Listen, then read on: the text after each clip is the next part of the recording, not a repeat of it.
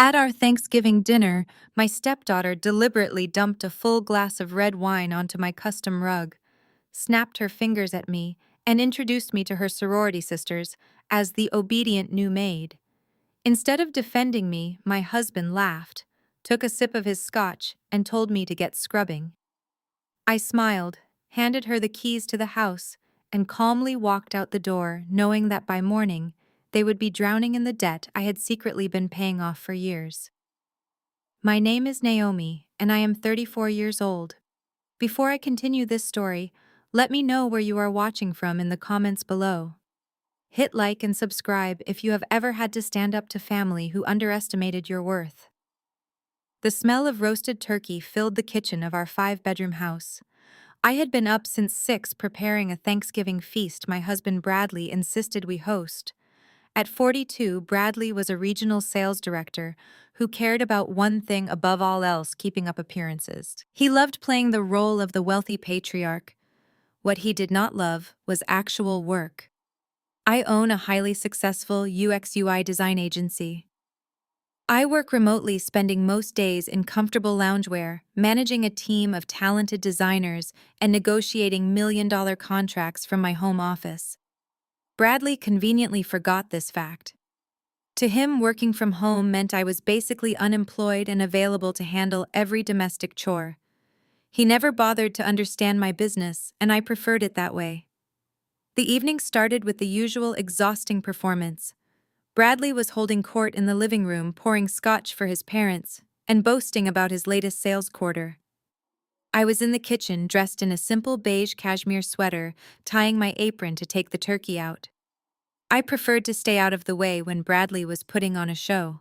Then the front door slammed open, letting in a gust of autumn air and the shrill laughter of my 19-year-old stepdaughter, Kinsley. Kinsley was a sophomore at an expensive out-of-state university, heavily involved in a top-tier sorority, and convinced she was a trust fund baby. She marched into the foyer, followed by 3 sorority sisters.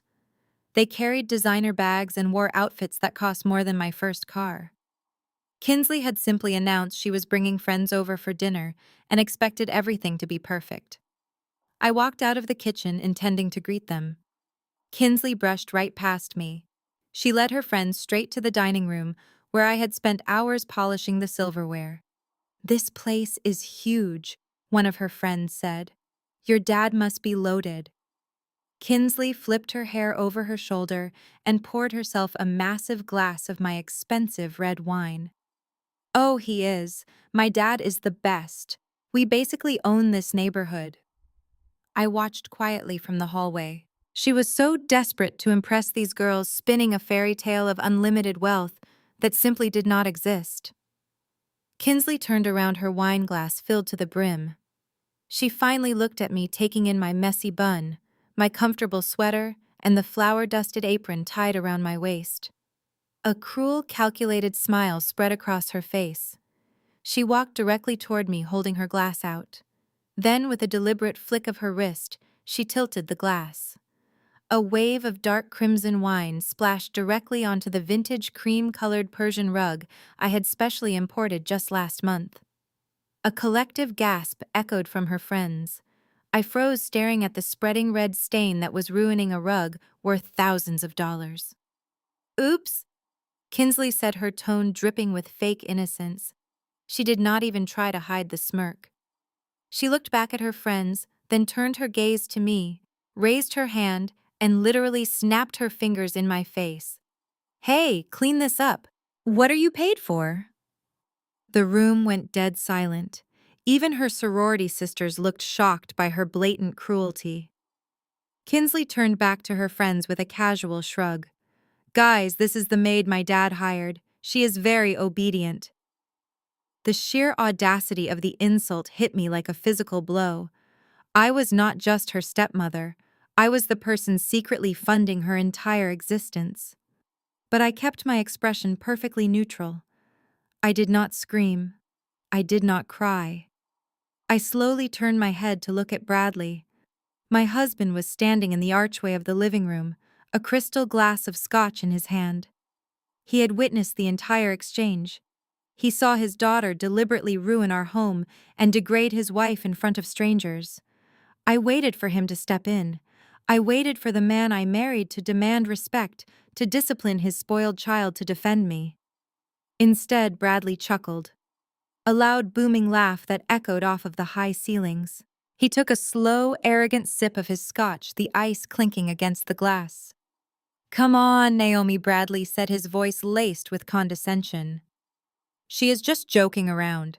Do not make a big deal out of it. Just help her clean it up. You are home all day anyway. It is not like you have anything better to do." He waved his hand dismissively and turned back to his parents in the living room, completely unbothered by the humiliation he had just endorsed. I stood there, the flour on my apron feeling heavy, the red wine seeping deeper into the rug fibers. For years, I had maintained the peace. For years, I had quietly handled the bills, covered up Bradley's financial messes, and absorbed Kinsley's bratty behavior because I believed in family loyalty. I believed that if I just supported them, they would eventually appreciate me. But as Kinsley stared at me, waiting for me to drop to my knees and scrub the floor like a servant, the illusion finally shattered. The anger that ignited in my chest was cold, sharp, and brilliantly clear. They truly believed I was nothing but an underling. They had no idea who they were dealing with. I looked at the wine stain, then at Kinsley's smug face, and finally toward the hallway, where Bradley was laughing with his parents. I reached back, untied the apron, and let it fall right next to the puddle of wine. I walked over to the living room safe, punched in the code, and pulled out a manila folder along with my set of house keys. I walked right back to Kinsley and dropped the keys directly into her glass. The wine splashed all over her designer top. "Here are the keys, Princess," I said clearly, making sure Bradley heard every word. "And Bradley, good luck with the $8,500 a month mortgage starting tomorrow. Because this maid just canceled the auto pay on all your bills." I grabbed my pre-packed suitcase from the hall closet and walked out the front door, leaving the entire house in a stunned, deafening silence. I looked down at the dark red liquid soaking into the cream wool fibers of the custom rug. It looked like an ugly, spreading wound that perfectly mirrored the reality of my marriage. For years, I had been the one scrubbing out the stains. I had been the invisible foundation holding up this entire house of cards. I paid the bills, I managed the crises, and I protected my husband from his own incompetence. But today the foundation was walking away. I reached behind my back, finding the knot of my apron strings.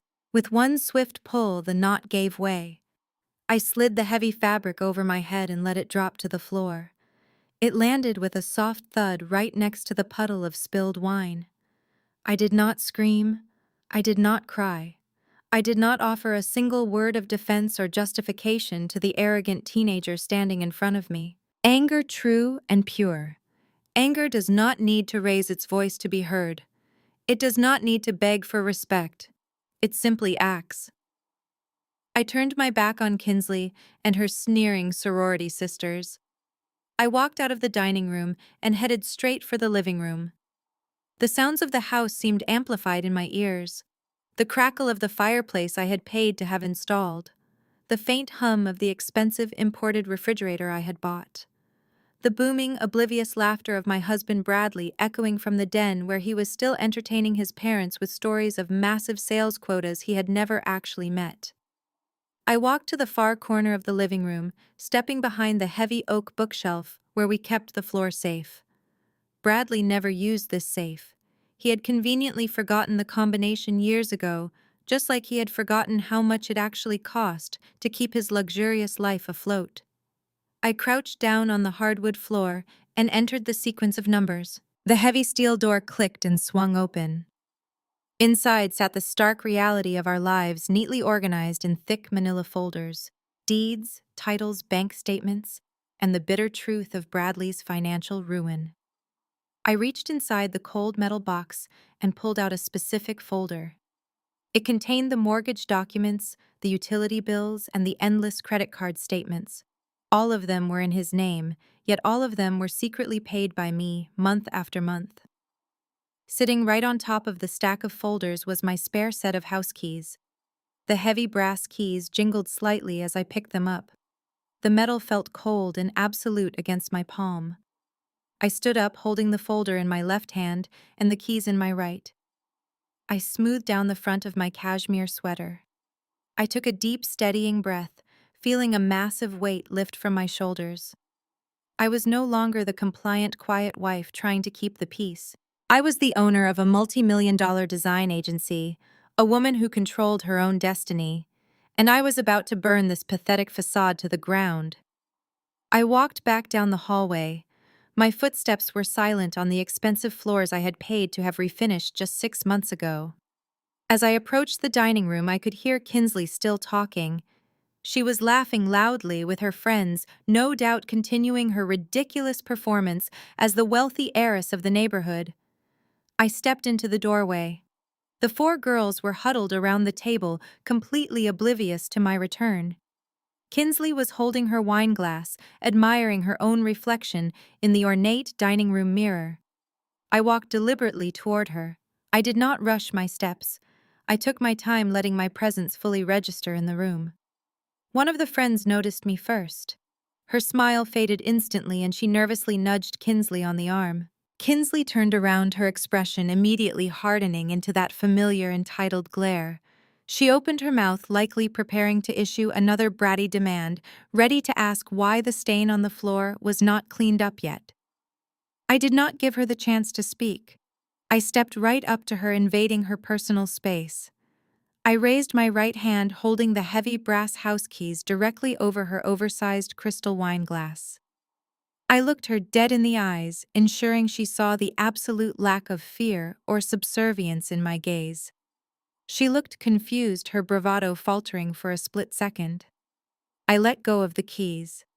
They plummeted into the dark red wine with a heavy, satisfying splash. The liquid erupted upward, spraying wildly out of the glass. Drops of red wine splashed directly onto Kinsley's pristine, expensive designer top. The dark spots bloomed instantly on the light fabric, ruining the garment in seconds. Kinsley gasped loudly, jumping back and looking down at her ruined shirt in absolute horror. Her friends shrieked, their hands flying to their mouths in shock. "Here are the keys, Princess," I said. My voice was perfectly calm, completely devoid of any emotion. It cut through the sudden chaos of the room like a surgical blade. The loud commotion in the dining room finally drew Bradley out of the den. He walked into the room, a confused, relaxed smile still plastered on his face, his parents trailing closely behind him. "What is going on in here?" Bradley asked, looking at Kinsley's stained shirt and the keys sitting at the bottom of the wine glass. I turned my body to face him. I held his gaze, refusing to let him look away from me. The arrogant smile on his face slowly began to falter as he registered the cold, dead look in my eyes. "And Bradley," I said, raising my voice just enough to ensure his parents heard every single syllable clearly. "Good luck with the $8,500 a month mortgage starting tomorrow?" Bradley blinked, his brow furrowing in deep confusion. "What are you talking about?" he stammered, taking a hesitant step forward. I smiled, a sharp, humorless expression that made him stop in his tracks. "The maid just canceled the auto-pay on all your bills." The color drained from Bradley's face with terrifying speed. His mouth opened, but no sound came out. He looked at the manila folder in my hand, instantly recognizing the logo of our mortgage lender printed on the corner of the visible documents. The crushing reality of his situation crashed into him all at once. For 2 whole years, he had been living a massive lie, playing the highly successful provider, while I quietly saved him from total financial ruin. And now his secret safety net was completely gone. His parents stared at me, their faces frozen in expressions of utter bewilderment. They had spent the entire evening believing their son was a wealthy king. Now they were watching his imaginary crown turn to dust right in front of their eyes. Kinsley looked back and forth between her father and me, the arrogant smirk completely wiped from her young face. She suddenly looked like a terrified child. The sudden silence in the room was absolute. It was a thick, suffocating quiet, broken only by the sound of Kinsley's ragged, panicked breathing. I did not wait for a response. I did not need to hear Bradley beg plead or attempt to explain himself in front of his captive audience. I turned on my heel and confidently walked out of the dining room. I strode down the main hallway and opened the hall closet. My suitcase, packed 3 days ago in anticipation of this exact breaking point, was waiting for me in the shadows. I grabbed the leather handle, the wheels rolling smoothly over the hardwood floor. I did not look back. I walked straight to the front door, turned the brass knob, and stepped out into the crisp, cold autumn night. I pulled the heavy wooden door shut behind me. It closed with a solid, resounding click, sealing Bradley Kinsley and their false reality inside the house forever. I walked down the long driveway toward my car, breathing in the fresh, clean air. The heavy, suffocating burden of supporting a man who did not respect me was finally gone. I was finally free, and the devastating consequences of their actions were only just beginning. I climbed into my sleek black SUV, the leather seats cold against my back, and pressed the ignition button. The engine purred to life, a quiet contrast to the storm I had just left behind in the suburbs. I put the car in drive and pulled away from the curb without a single glance in the rearview mirror. The sprawling lawns and perfectly manicured hedges of the neighborhood faded into the darkness. As I merged onto the highway heading toward downtown, my phone began to vibrate violently in the center console. The screen lit up with Bradley's name, followed by a barrage of text messages. I did not even bother to read them. Instead, I tapped the voice command button on my steering wheel and called my financial manager, David. He picked up on the second ring. "Good evening, Naomi," David said, sounding slightly surprised by the late call on a holiday. "Is everything all right?" "Everything is perfectly fine," I replied, keeping my eyes on the road ahead. "I need you to confirm that the changes to the automated disbursement accounts went through this afternoon." "Yes," David confirmed, rustling some papers in the background. "The monthly transfers from your corporate account to the joint checking account have been officially terminated. The auto-pay for the suburban house mortgage and the out-of-state university tuition for Kinsley have also been canceled." "Excellent," I said. For 2 exhausting years, I had been the invisible safety net catching a man who was in free fall. Bradley lost his lucrative sales commission structure 24 months ago due to a restructuring at his firm, followed by a string of terrible personal investments. He was utterly broke, drowning in secret credit card debt. He begged me to help him keep up appearances, terrified his parents and his precious daughter would view him as a failure.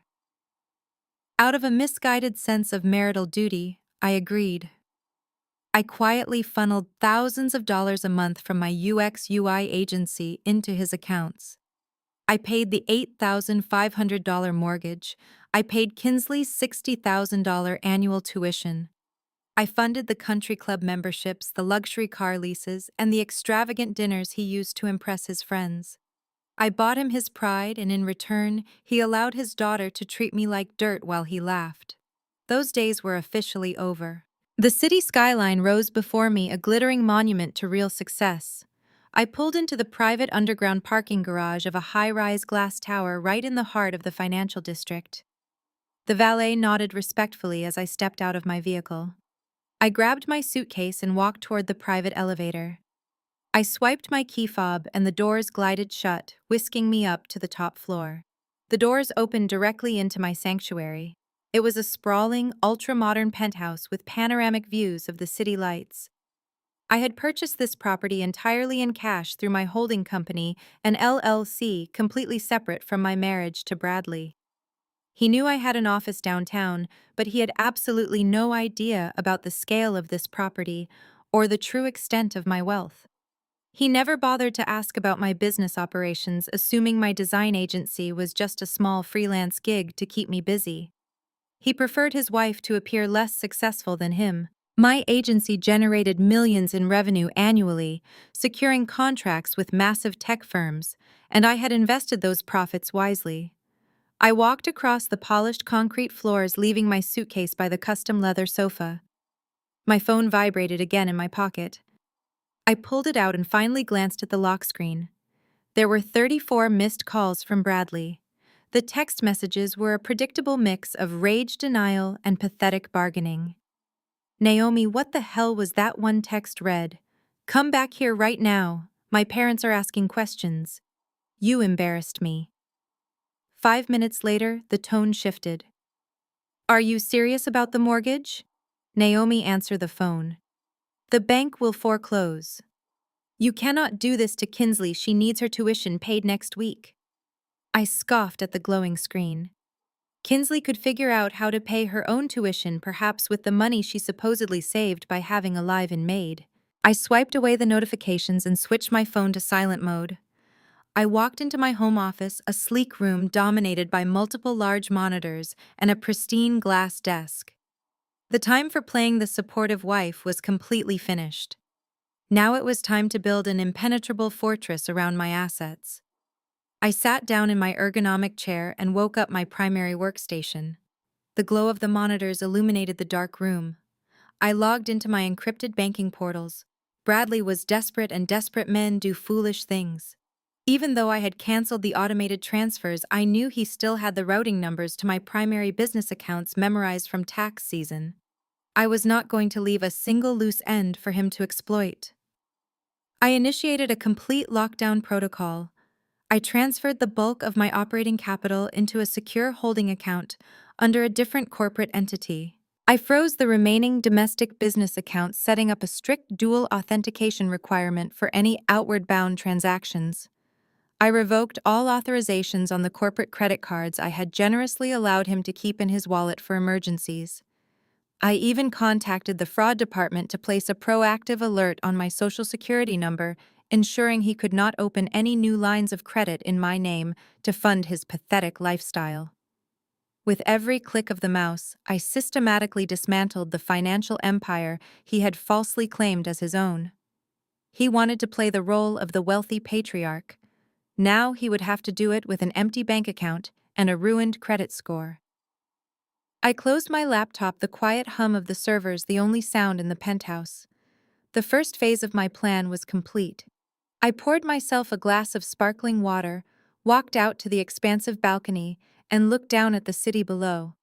The cool night air felt invigorating. I had drawn my line in the sand, and tomorrow Bradley would wake up to a nightmare of his own making.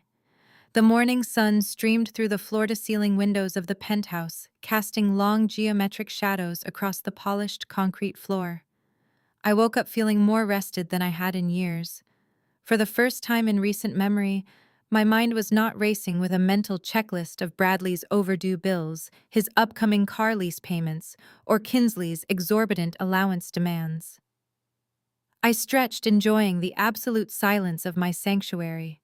I walked into the custom kitchen, pressed a button on the espresso machine, and watched the dark, rich liquid pour into my mug.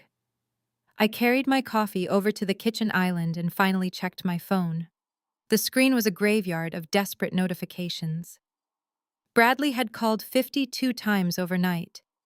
The text messages had devolved from angry demands to pathetic, transparent manipulation. He tried playing the victim, claiming his parents were asking uncomfortable questions and that Kinsley was crying in her bedroom. I smiled, taking a slow sip of my coffee. Kinsley was probably crying because she realized she would actually have to get a part-time job to fund her designer shopping habits. I deleted the entire message thread without replying, let them sit in the uncomfortable reality they had created. I walked toward the living room to turn on the morning news when my phone suddenly rang in my hand. The caller ID did not show Bradley or anyone from his toxic family. It displayed the direct extension of my private wealth manager at the downtown branch of my corporate bank. A call from him at 8 in the morning on a Friday was highly unusual. I pressed the green button and raised the phone to my ear. "Good morning, Richard," I said, keeping my voice bright and professional. "Naomi, I apologize for calling so early," Richard said. His voice was unusually tight, lacking his normal polished conversational tone. "Are you currently in a secure location where we can speak freely?" My relaxed posture vanished instantly. I set my coffee mug down on the glass table. "I am alone in my apartment, Richard. What is going on?" "I am calling because your husband Bradley is currently sitting in my branch office." Richard explained, his voice dropping to a hushed, urgent whisper. He is sitting at the desk across from mine right now. He arrived the moment we unlocked the front doors.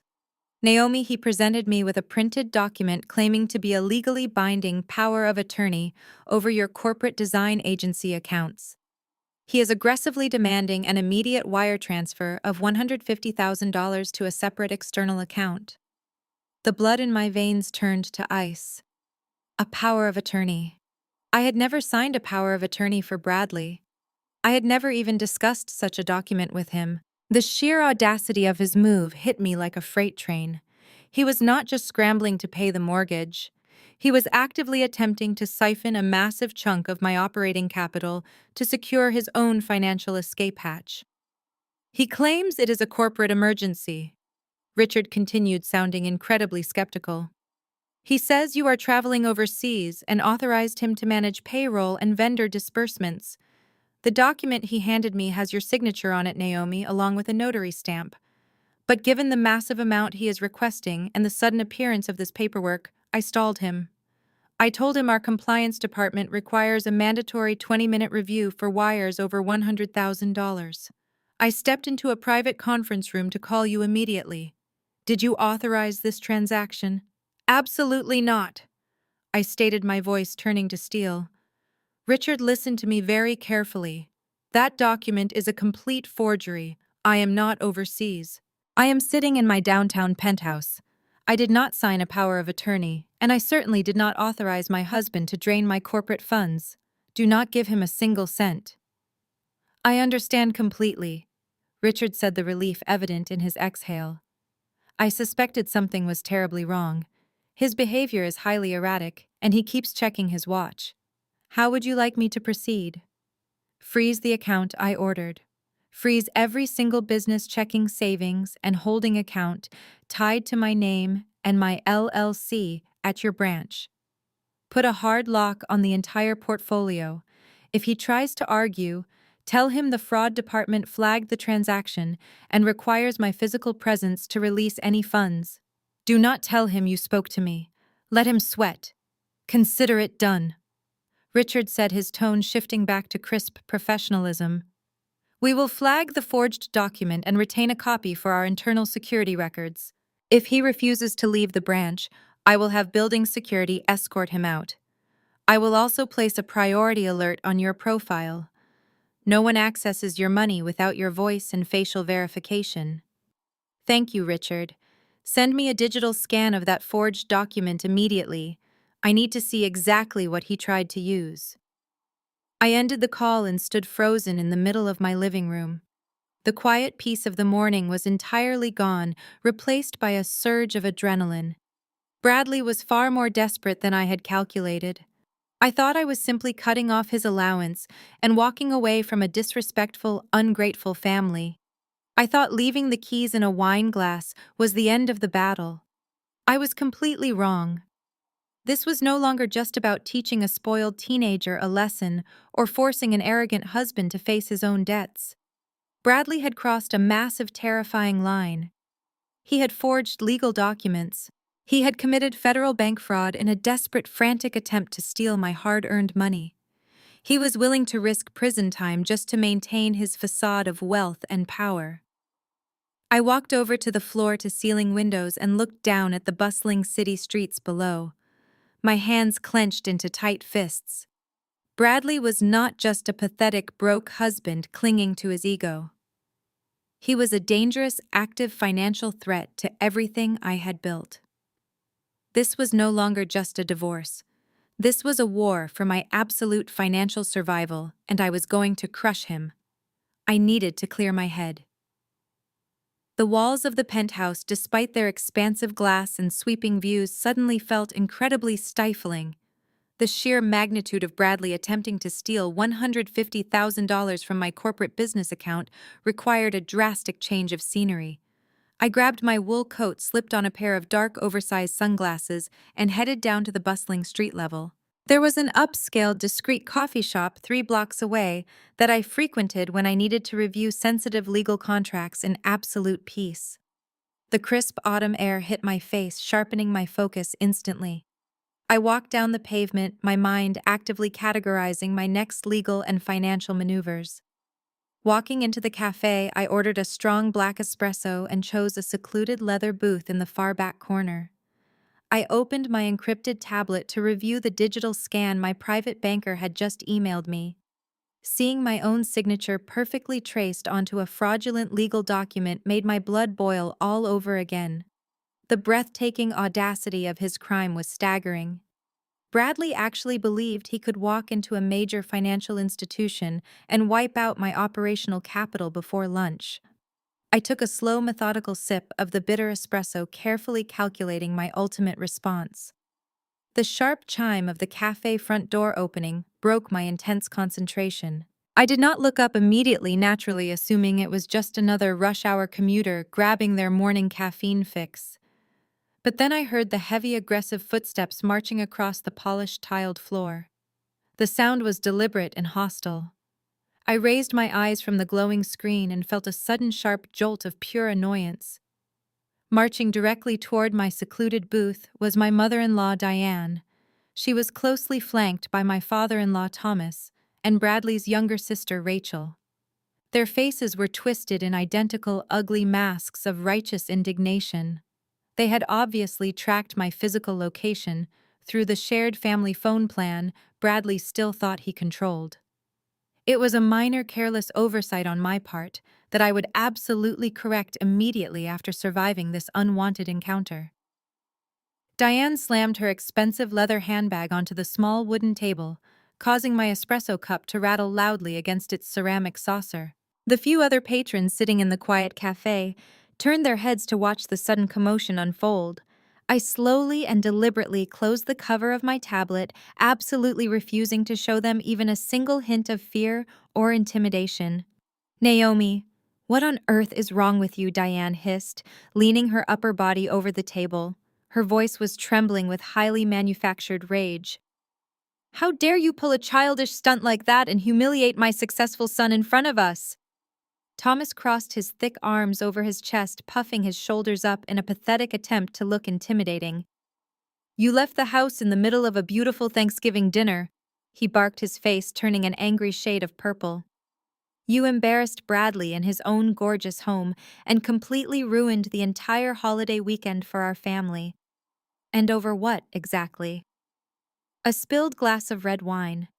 Rachel scoffed loudly from the aisle, dramatically rolling her eyes and tossing her blonde hair over her shoulder. "Seriously, Naomi, you threw an absolute tantrum over a harmless teenage joke.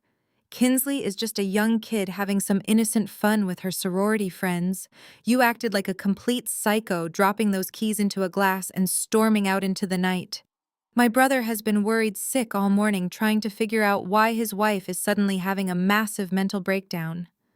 I sat perfectly still, staring at the three of them, absolutely fascinated by the sheer depth of their collective delusion.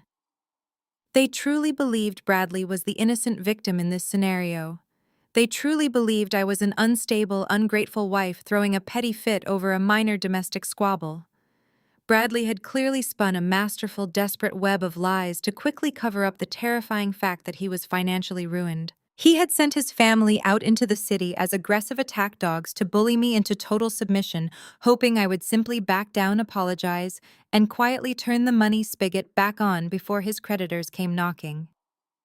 Diane pointed a perfectly manicured, violently trembling finger right at my face. Her voice rose another full octave, ensuring the entire coffee shop could clearly hear her venomous accusations. "My son gave you a beautiful, luxurious life." She sneered, her face flushing an even deeper shade of red with her escalating anger. "He put a massive roof over your head. He supported you for 4 years while you played on your computer drawing silly pictures. You are a gold digger. You are nothing but a lazy, entirely ungrateful woman who wants to run away the second she is asked to do a little bit of basic housework. You will march right back to that house, beg my son for a sincere apology, and scrub that expensive rug until it is spotless." I did not flinch. I did not raise my voice to match their hysterical shouting. I simply let her insulting, ignorant words hang in the heavy air of the coffee shop. They had no idea that the very roof they were bragging about was currently sitting on the brink of total foreclosure because their precious son had been secretly drowning in massive debt for the last 2 years. They had no idea that my silly pictures were actually highly complex software designs that generated millions of dollars in annual revenue. They thought they were putting a gold digger in her place. They were about to learn a very painful, devastating lesson about the harsh financial reality. I looked at Diane, my expression completely blank, and silently prepared to drop the exact truth that would absolutely shatter their arrogant world. I maintained my composure, taking one final deliberate sip of my espresso. Diane stood over me, her chest heaving as she waited for my apology, fully expecting me to cower under the weight of her demands. Thomas crossed his arms tighter, his face a mask of misplaced patriarchal authority. Rachel sneered, tapping her manicured nails against her expensive handbag. A handbag I had unknowingly paid for when Bradley claimed he needed extra cash for a corporate client gift. The sheer entitlement radiating from the three of them was almost suffocating, but it only fueled the cold, calculated fire burning inside my chest. They had come to this coffee shop expecting to bully a subservient housewife into submission. They were entirely unprepared for the independent business owner who had just frozen their beloved son out of a multi-million-dollar financial safety net. I set my ceramic cup down on the saucer with a sharp clink that echoed in the quiet space. "You think your son has been supporting me for the last 4 years?" I said, my voice dangerously low and steady. I did not raise my tone, but the absolute icy conviction in my words made Diane take a slight involuntary step backward. "You think my design agency is just a little hobby where I sit at a computer and draw silly pictures to pass the time while Bradley goes out and conquers the business world? You truly believe that the roof over my head, the food on my table, and the luxury cars parked in the driveway are all paid for by his massive regional director salary?" I looked directly into his eyes, watching the arrogant certainty flicker for a fraction of a second. "Bradley has fed you a beautiful, elaborate fantasy, and you swallowed every single word of it without question, because it fits perfectly into your desperate need to feel superior." Rachel scoffed again, though her voice lacked its earlier venom. "You are crazy, Naomi. Bradley is a top executive. He makes more in a month than you probably make in an entire year with your little freelance projects." I turned my gaze to my sister-in-law, feeling a brief flash of pity for her absolute ignorance before crushing it. "Really, Rachel?" I asked, leaning forward slightly. "If your brother is such a massive financial success, why did his primary credit card decline when he tried to buy your Christmas present last year? Do you remember that emergency phone call he made claiming the bank flagged his account for fraud? The bank did not flag anything. His card was maxed out, and I had to quietly transfer $5,000 into his personal checking account just so he could save face in front of the entire family."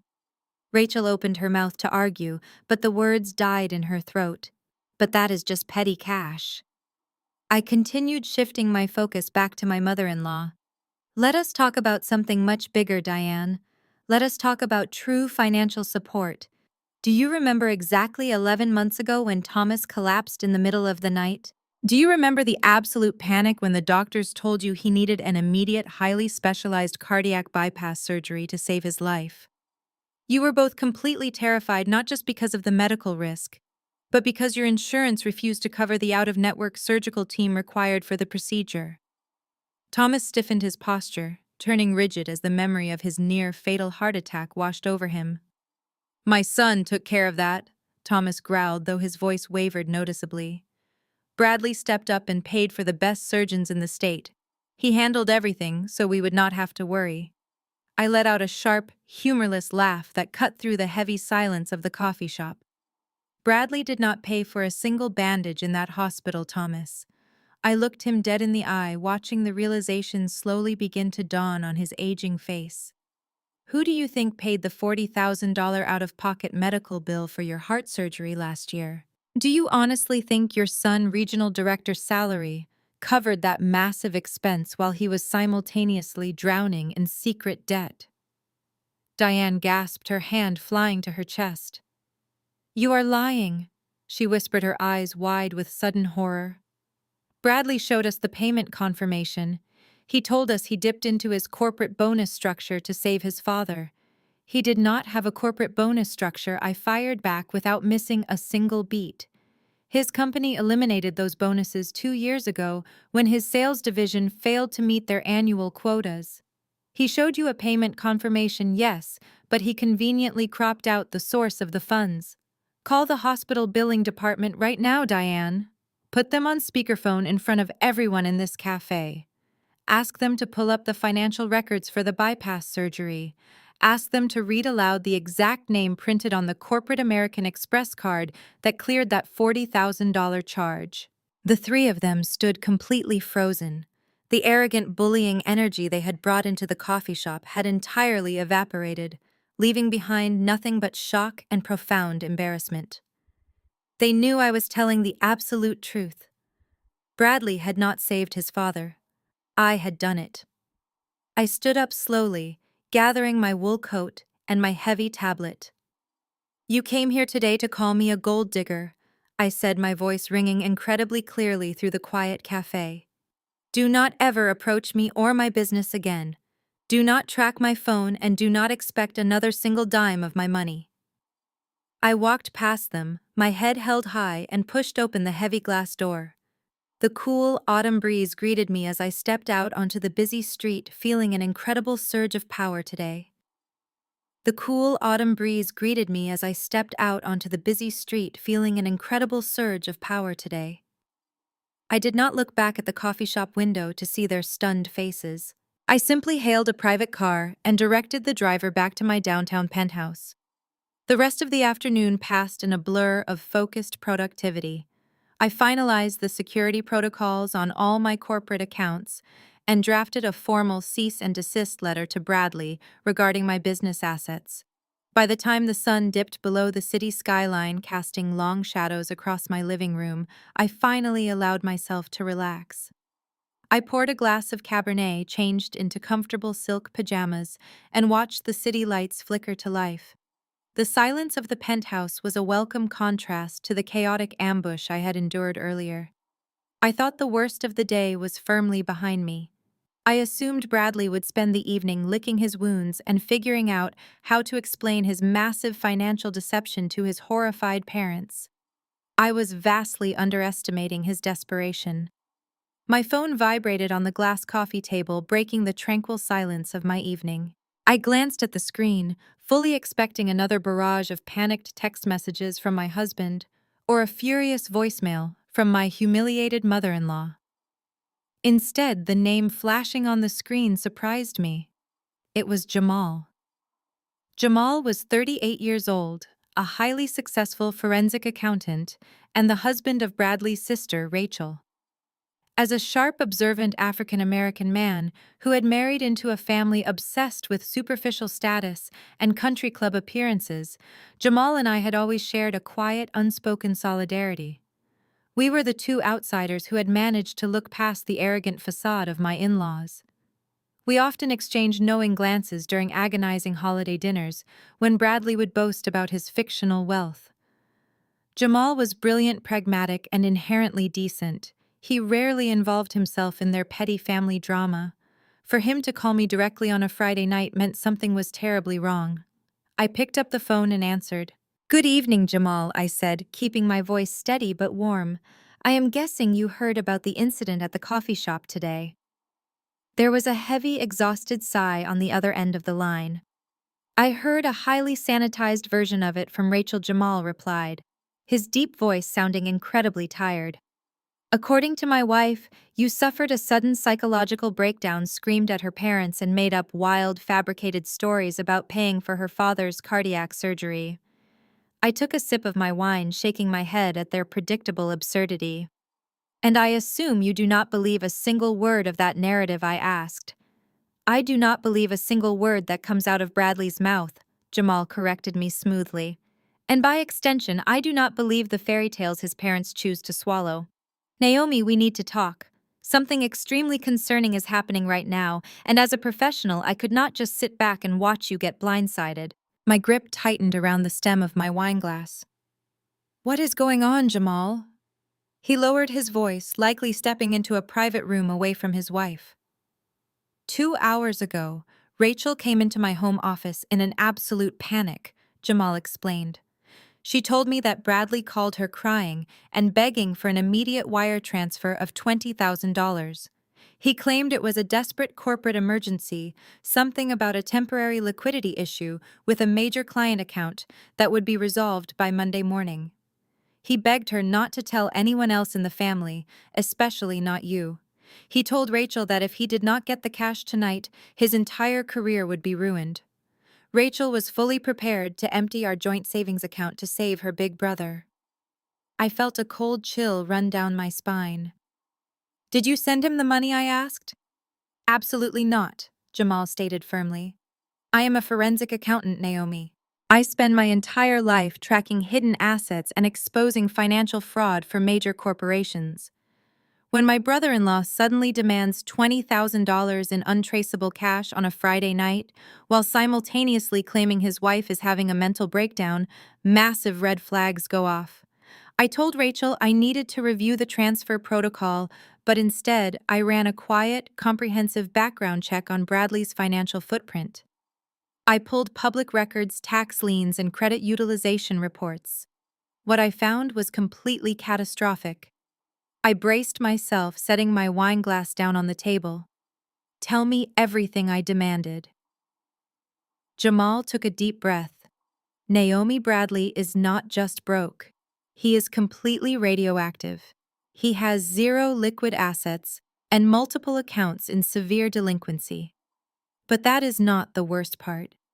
He owes the Internal Revenue Service $200,000 in back taxes. He has been dodging federal tax payments for at least 3 years.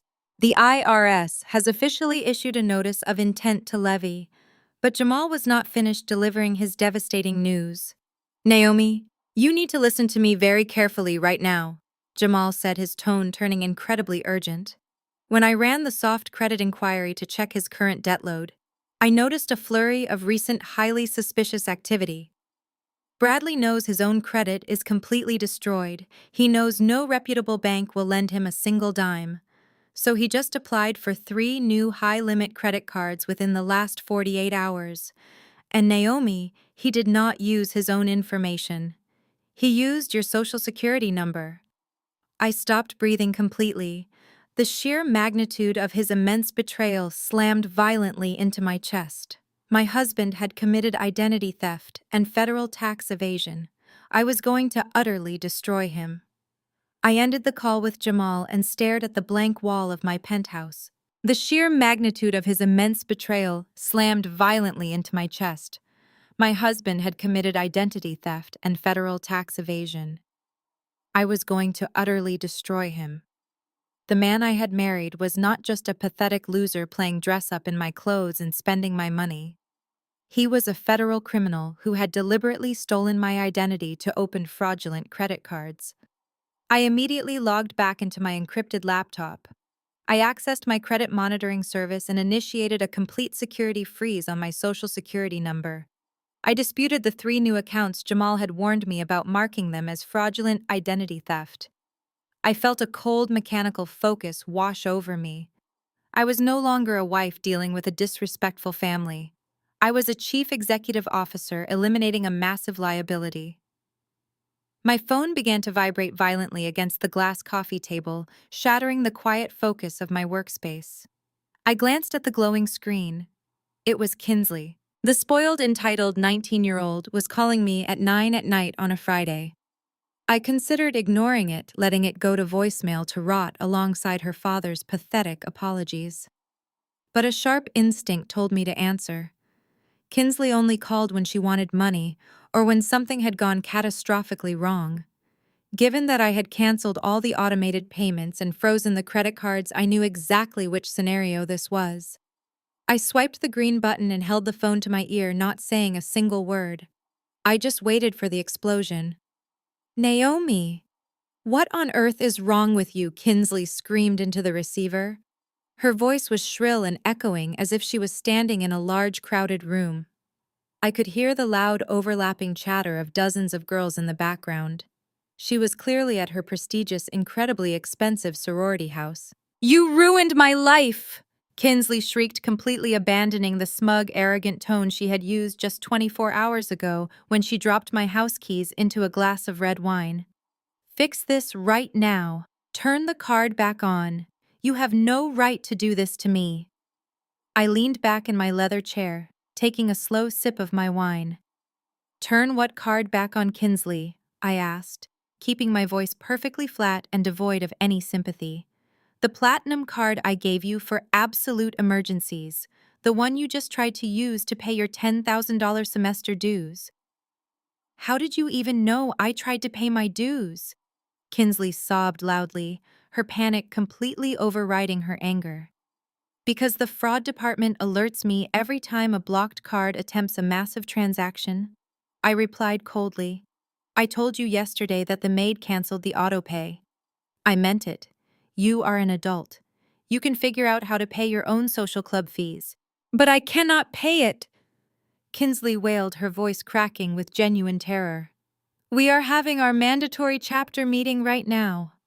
The sorority treasurer just pulled me aside in front of the entire executive board.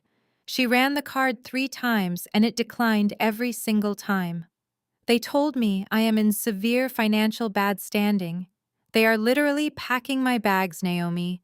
They are kicking me out of the chapter house tonight. Where am I supposed to go? All my friends are watching me get evicted like some homeless person. You have to fix this. Call the bank and authorize the payment. My dad told me you were just throwing a temporary fit and that everything would be fine by tonight." "Your dad is a liar," I stated simply. "He has been lying to you, to your grandparents, and to the entire world. He does not have a single dime to his name. The luxury cars, the designer clothes, the massive house you grew up in. I paid for all of it. And I am entirely done paying for people who treat me like dirt. Call your father and ask him to use his own money to save your precious sorority membership. Oh wait, he cannot, because his credit is completely destroyed. Have a nice night, Kinsley. Good luck carrying your bags to a cheap motel." I moved to end the call, but Kinsley let out a primal, furious scream that made me pull the phone away from my ear. "You are a liar!" Kinsley roared, her desperation twisting back into pure venomous rage. "You are just a jealous, pathetic gold digger who wants to keep all the money for herself. You are just mad because my dad is using his money to buy my mom a new house. He told us he is moving her into a gorgeous new place next month. You are just throwing a massive tantrum because he still loves my mom more than he loves you." I stopped completely. The air in my penthouse suddenly felt incredibly thin. I gripped the phone tighter, my knuckles turning white. "What did you just say?" I asked, my voice dropping to a dangerously quiet whisper. "I said you are a jealous loser," Kinsley spat back, crying hysterically. "My mom is getting a brand new custom house in the best neighborhood, and my dad is paying for all of it. He told me last week. So you can take your stupid credit cards and go to hell. My dad does not need you. My mom is going to have a better house than you ever will." Kinsley slammed the phone down, disconnecting the call. The silence in my apartment was absolutely deafening. I sat completely frozen, staring blindly at my glowing monitors. My mind raced, processing the devastating bomb Kinsley had just dropped in her blind rage. Bradley was buying a custom home for his 40-year-old ex-wife, Monica. The realization hit me with the force of a physical blow. My husband was not just an incompetent man, drowning in his own foolish debt. He was actively funneling my hard-earned money to his ex-wife. He was using the wealth I generated from my design agency to buy Monica a brand new custom house. The sheer audacity of the betrayal was staggering. I did not shed a single tear. The sadness had completely burned away, leaving only a cold and highly calculated rage. I picked up my phone and immediately dialed Jamal. He answered on the first ring, clearly still awake and working. "Jamal, I need to see you in your office tomorrow morning," I said, my voice devoid of any emotion. "Kinsley just called me having a massive meltdown about her sorority dues. In the middle of her tantrum, she let slip that Bradley is buying Monica a house. I need you to find that money. I need to know exactly how long he has been stealing from me and exactly where every single dime went. I will be at my desk at 7 in the morning. Jamal replied, instantly matching my serious tone. Bring your encrypted laptop and every banking credential you have. We are going to tear his financial history apart. The next morning, I walked into the sleek downtown office building where Jamal ran his forensic accounting firm.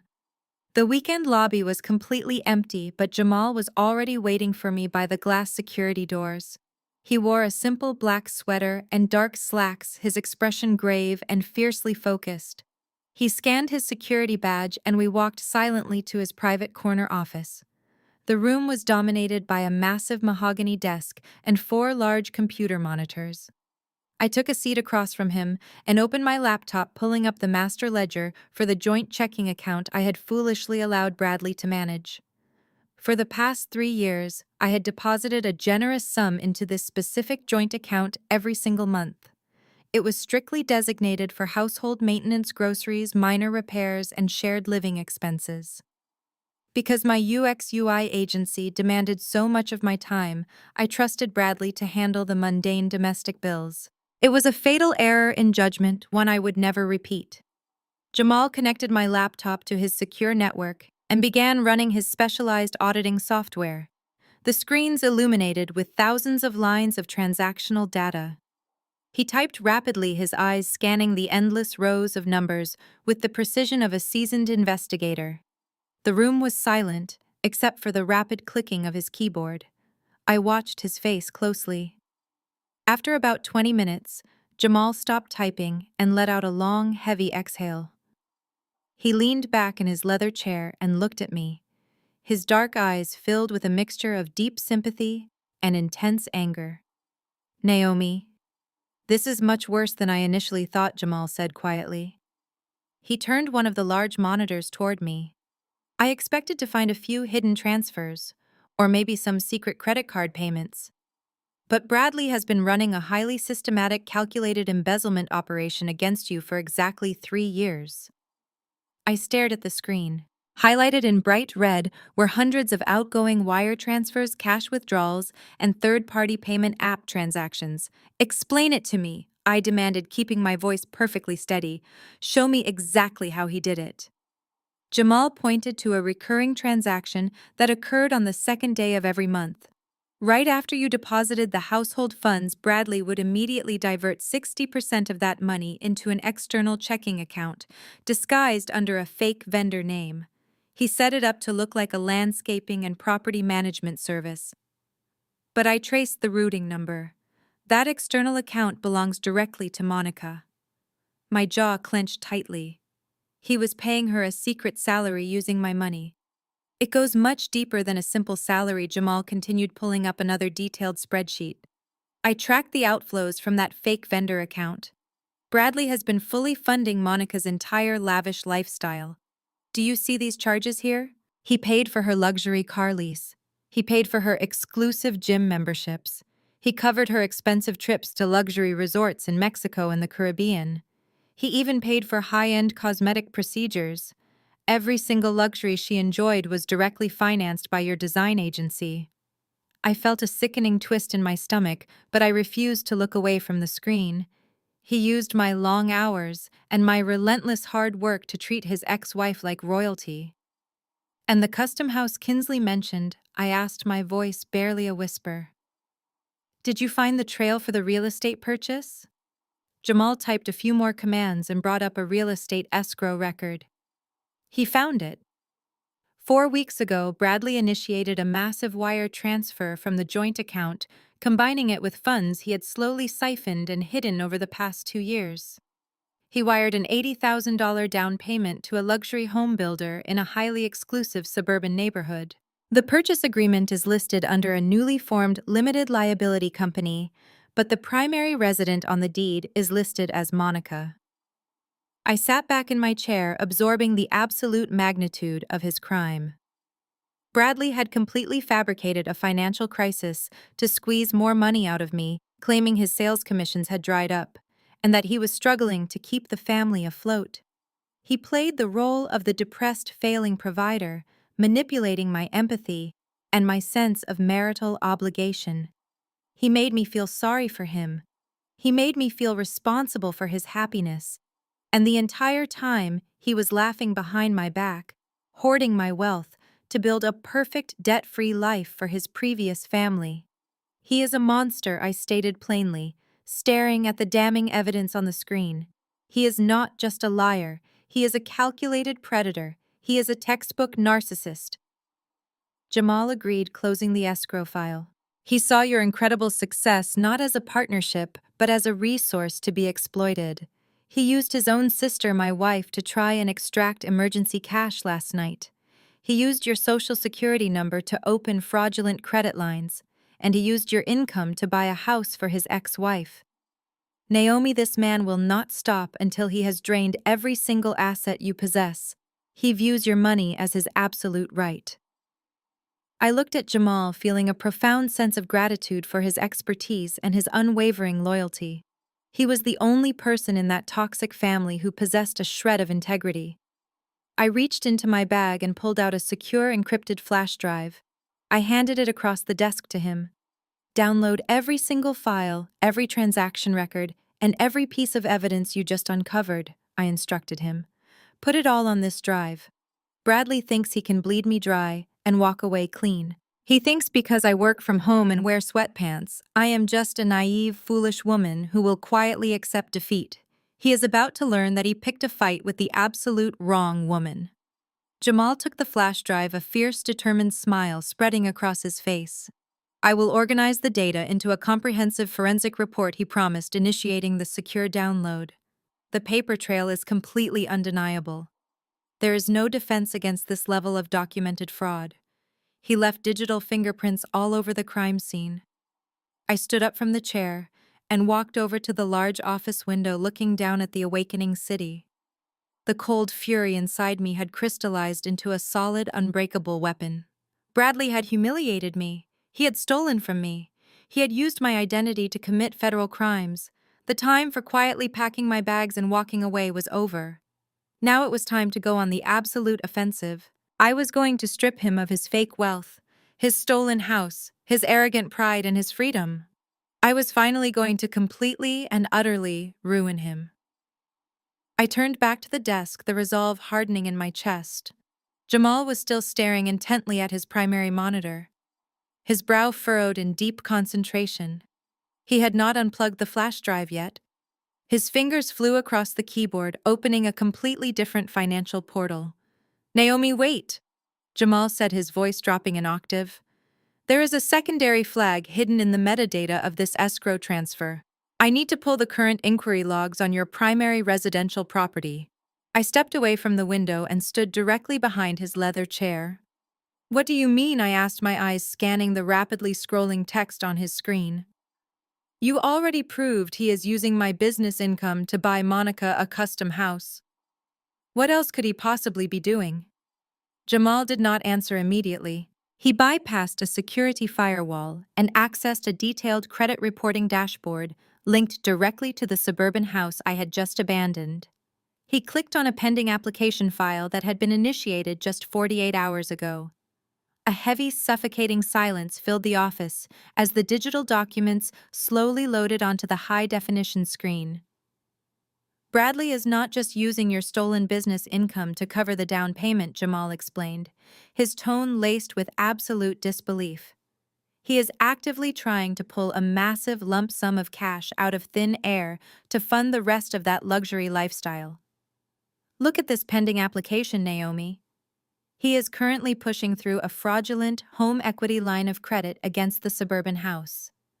I leaned closer to the monitor, my eyes narrowing at the stark black and white forms. A home equity line of credit, a HELOC. The requested amount sitting at the top of the application made my stomach violently churn. $300,000. Bradley was attempting to leverage the equity of the house I had quietly paid off over the last 2 years. He wanted to extract $300,000 of cold, hard cash directly from my property value. "But I am the primary title holder on that mortgage," I stated, pointing at the screen. "The bank would never approve a secondary loan of that magnitude without my explicit physical signature and a rigorous underwriting process. He cannot just click a button and pull equity out of my house." Jamal solemnly clicked on the Attachments tab, and opened a scanned PDF document. He can if he completely fabricates the entire underwriting packet, Jamal said grimly. The document filled the screen. It was a comprehensive HELOC authorization form. I stared at the bottom of the final page. There, resting perfectly on the designated line, was my signature. It was an immaculate, flawless forgery. Right next to it sat a digital notary stamp, authenticating the fraudulent signature for the bank lending department. Bradley had not just forged a simple check. He had manufactured a highly complex legal document, complete with fake notarization, to deceive a major financial institution. He is routing the $300,000 disbursement directly into a new joint account shared by him and Monica, Jamal pointed out, highlighting the routing instructions on the subsequent page. The application is currently sitting in the final underwriting stage. Because your credit score is absolutely impeccable, the automated lending system fast-tracked the approval process. If we do not stop this immediately, that money will hit his account by Tuesday morning. You will be legally on the hook for a $300,000 loan, and he will use the cash to finish buying Monica her dream home. The sheer scale of his criminal ambition was breathtaking. Bradley was entirely willing to destroy my financial future, saddle me with a mountain of irreversible debt, and commit massive federal bank fraud just to play the wealthy provider for his ex-wife. He viewed me as nothing more than a blind, infinite piggy bank. My hands gripped the edge of Jamal's mahogany desk so tightly my knuckles turned completely white. This elevates everything, Jamal warned, pulling up the compliance codes. This is no longer just a messy divorce or civil embezzlement. This is grand larceny. This is wire fraud, bank fraud, and aggravated identity theft. When the federal authorities see this, Bradley is going to face severe prison time. We need to call the bank fraud department right this second and cancel the application before the funds are dispersed. No, I said sharply, my voice echoing in the quiet office. Jamal paused, his hand hovering over his desk phone. He looked up at me, clearly confused by my sudden command. Naomi, if that money drops into his account and he wires it offshore or funnels it through Monica's shell companies, it will be an absolute nightmare to recover. We cannot let this transaction clear. I stared at my forged signature on the monitor, a cold, ruthless strategy forming instantly in my mind. If we cancel the application now, the bank simply denies the loan and closes the file. I explained, pacing slowly across the room. Bradley will just get a rejection letter. He will panic, realize I am onto him, and immediately start destroying evidence. He will shred hard drives, delete text messages, and coach Monica on how to hide the assets he already stole. We cannot give him the chance to cover his tracks. So what exactly are you proposing? Jamal asked, leaning back in his chair, a look of profound respect slowly replacing his confusion. I walked back to the desk and looked directly at the routing numbers. We let him think he won, I stated firmly. We let the bank finalize the underwriting process.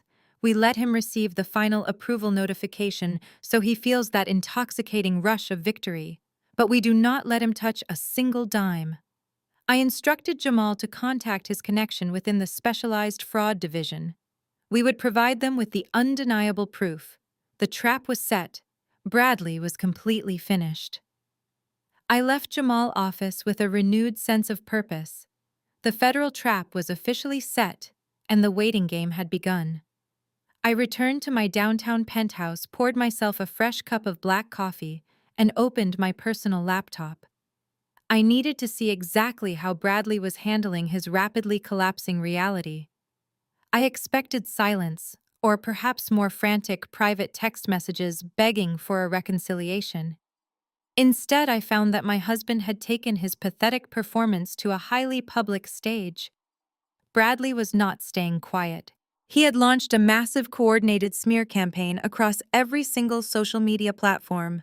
My feeds were completely overflowing with his manufactured grief. He had posted a meticulously staged photograph of himself sitting alone on the expensive leather sofa I had purchased for our suburban living room. He was staring down at his hands bathed in dramatic, moody lighting, playing the role of the heartbroken, abandoned patriarch perfectly. The caption beneath the photo was an absolute masterclass in narcissistic manipulation. He wrote extensively about the profound, agonizing pain of sudden betrayal. He layered the post with vague, passive-aggressive quotes about wives who abandon their families in the middle of the night without a single word of explanation. He claimed he was dedicating all his remaining strength to protecting his traumatized daughter Kinsley from the emotional wreckage I had supposedly left behind. The comments section was a disgusting, entirely predictable echo chamber of blind sympathy. His mother Diane and his sister Rachel had immediately shared the post to their own networks, adding their own venomous commentary. They publicly lamented how they had always suspected I was secretly unstable and deeply ungrateful. Friends from the local country club people whose extravagant liquor-soaked dinners I had secretly funded for years offered their prayers and unwavering support to the poor, blindsided husband. I scrolled through the digital pity party, my expression entirely neutral. Bradley was aggressively weaponizing popular therapy speak, using modern buzzwords like toxic environments and emotional abandonment to seamlessly rally his audience. He was desperately trying to control the public narrative before the catastrophic financial truth could finally catch up to him. He wanted the entire world to view him as a martyr. To make the situation even more sickening, I noticed that Monica, his supposedly entirely separate ex-wife, was actively participating in the digital circus.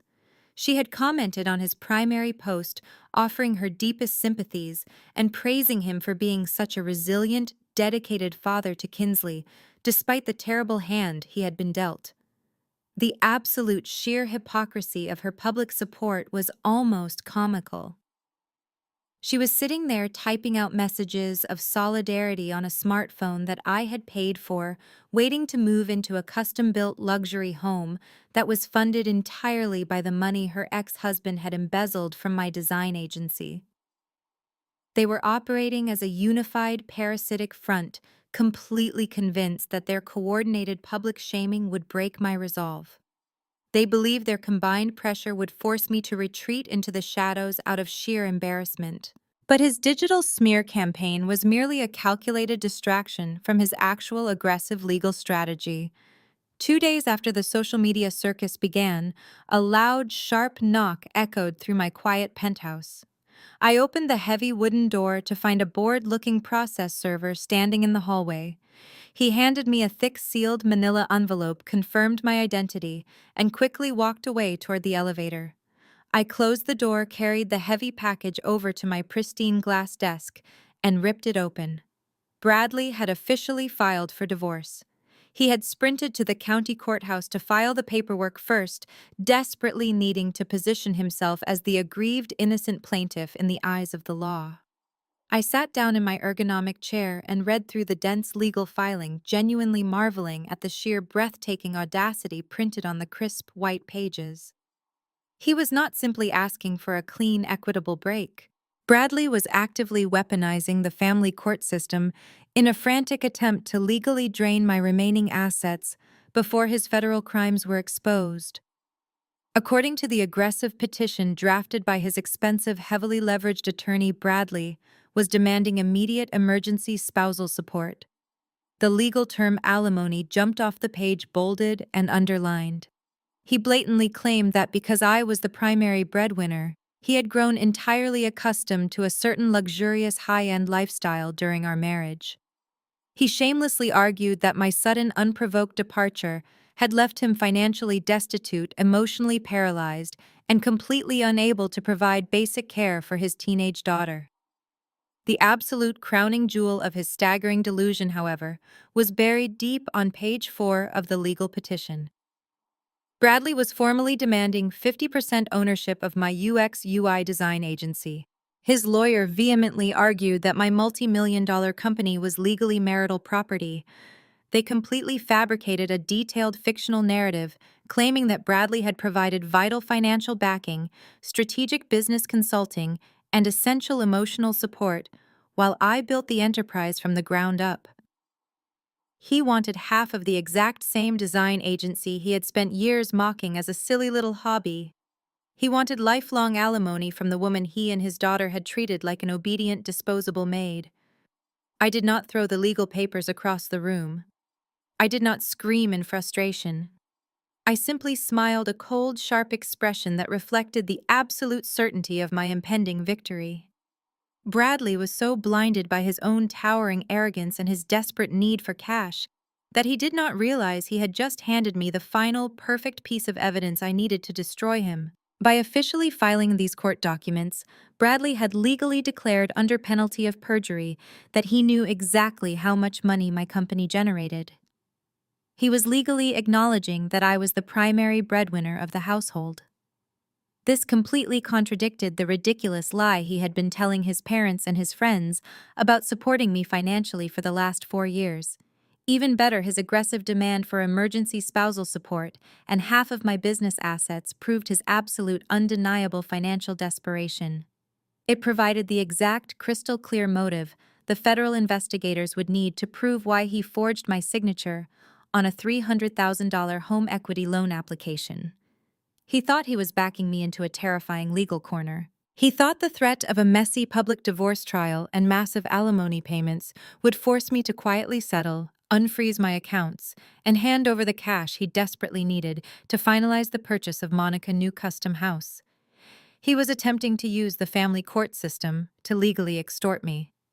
I picked up my phone and scanned the entire divorce petition, immediately forwarding the high-resolution images directly to Jamal and my own ruthless corporate attorney.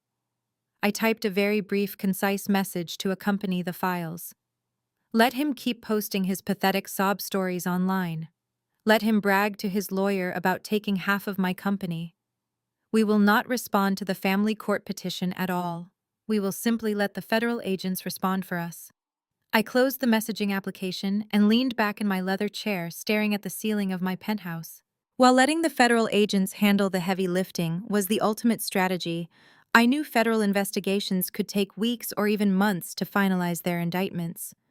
Bradley was a cornered animal, and cornered animals were prone to making fatal mistakes if they believed they had the upper hand. I decided to give him enough rope to hang himself completely. I picked up my phone again, bypassed the blocked caller list, and sent Bradley a direct text message. The message was short, deliberately crafted to sound completely defeated and desperate. "You win, Bradley," I typed, forcing myself to swallow the bitter taste of the lie. "We need to talk before this gets any uglier. Let us meet at the house tomorrow afternoon to negotiate. I want to settle this quietly." His reply came back in less than 60 seconds. 2 o'clock sharp, he wrote.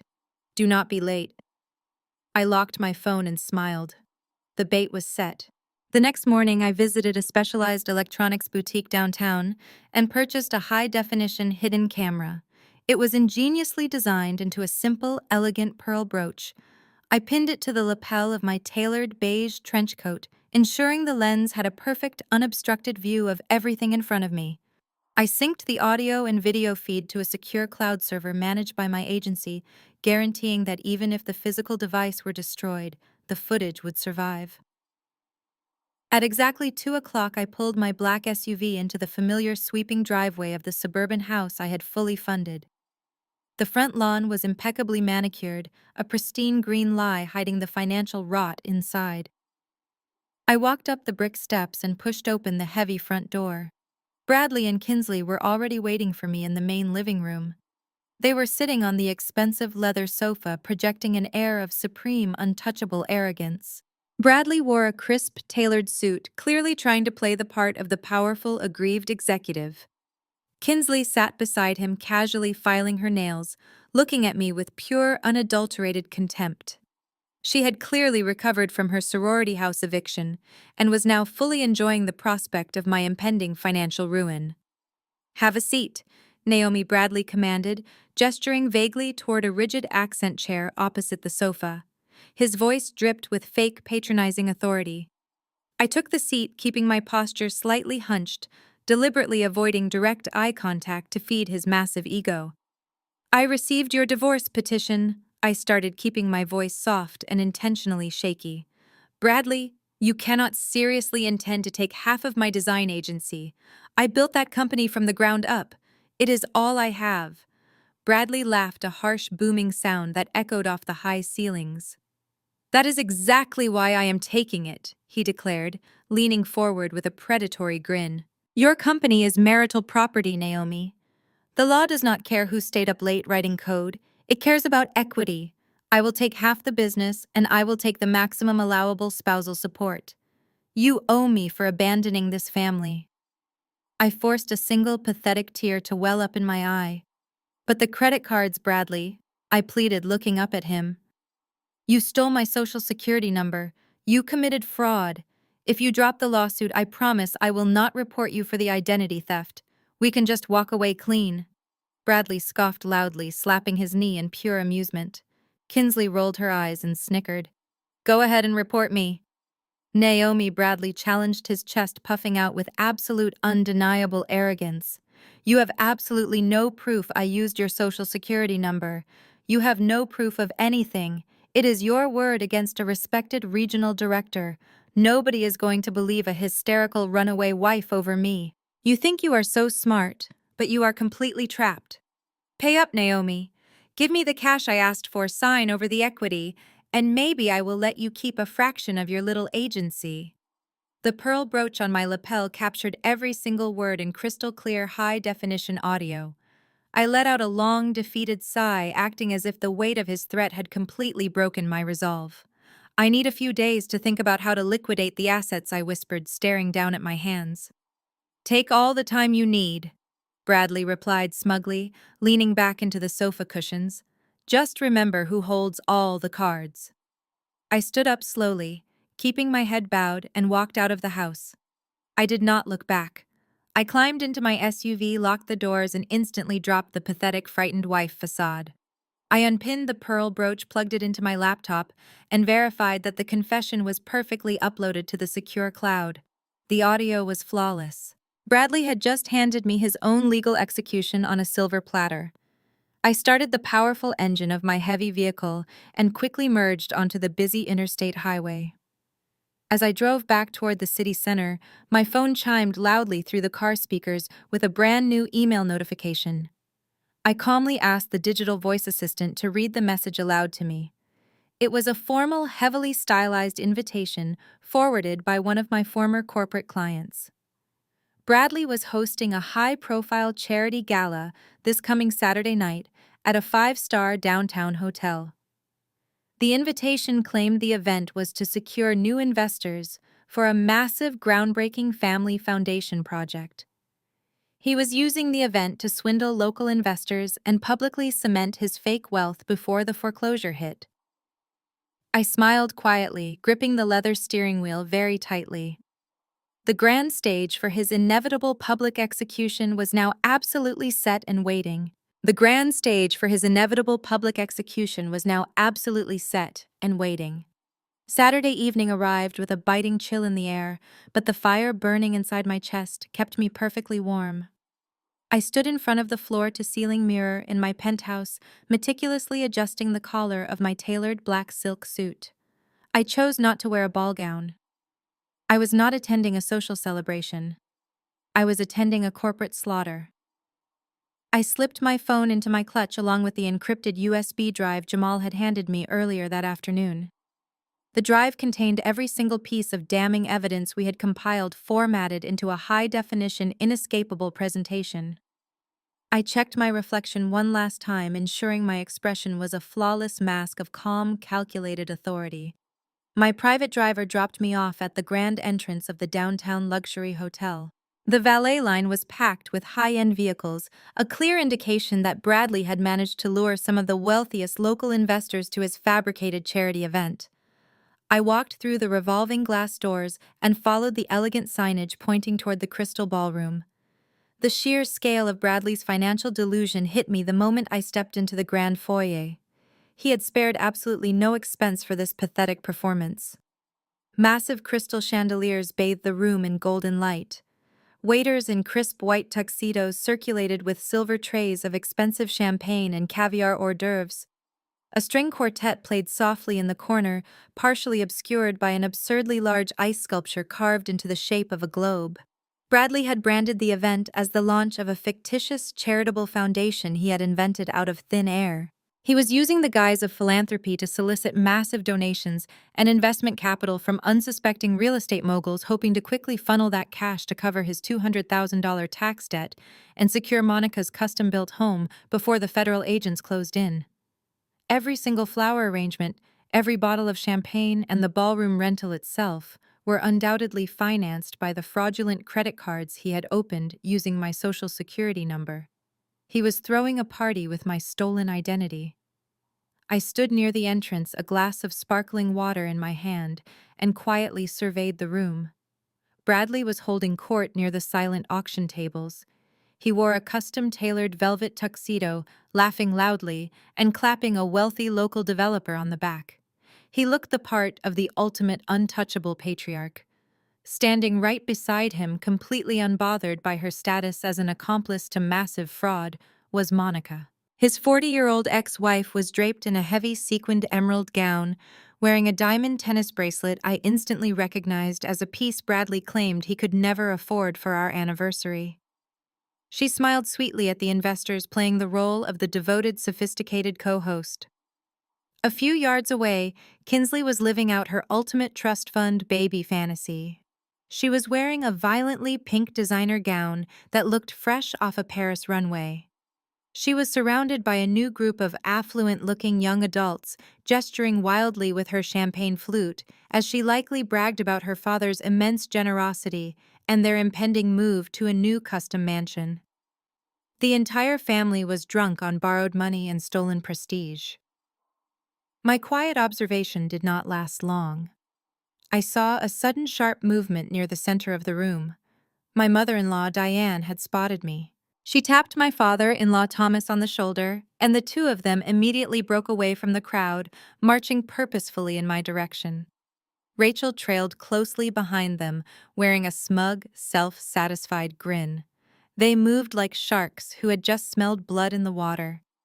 Diane stopped 2 feet in front of me, her eyes raking over my tailored black suit with absolute disdain. I must admit, Naomi, I am genuinely surprised you had the sheer nerve to show your face here tonight, Diane said, her voice dropping to a harsh, venomous whisper so the nearby investors would not hear. I assumed you would be hiding in whatever cheap apartment you rented after my son rightfully threw you out of his house.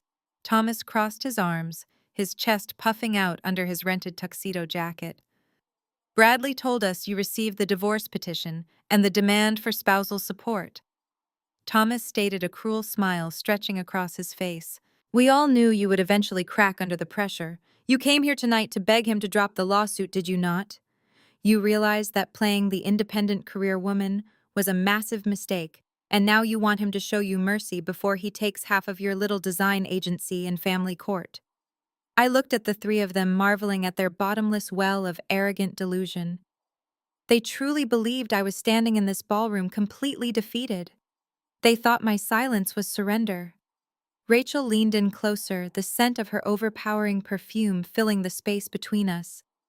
You really should have just cleaned up the wine stain when Kinsley asked you to. Rachel sneered softly. If you had just learned how to be an obedient, supportive wife, you would not be standing here right now about to lose everything you own. Bradley is a very forgiving man, Naomi. If you get down on your knees and apologize to him, and if you agree to sign over the business equity he is asking for, he might just let you walk away without entirely destroying you financially. I did not flinch. I did not raise my voice. I took a slow, elegant sip of my sparkling water, letting their insults wash over me like rain against a concrete wall.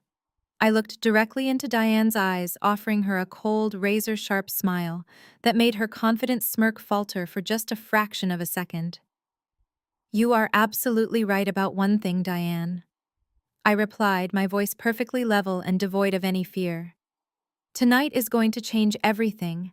I am here to settle accounts with your son once and for all.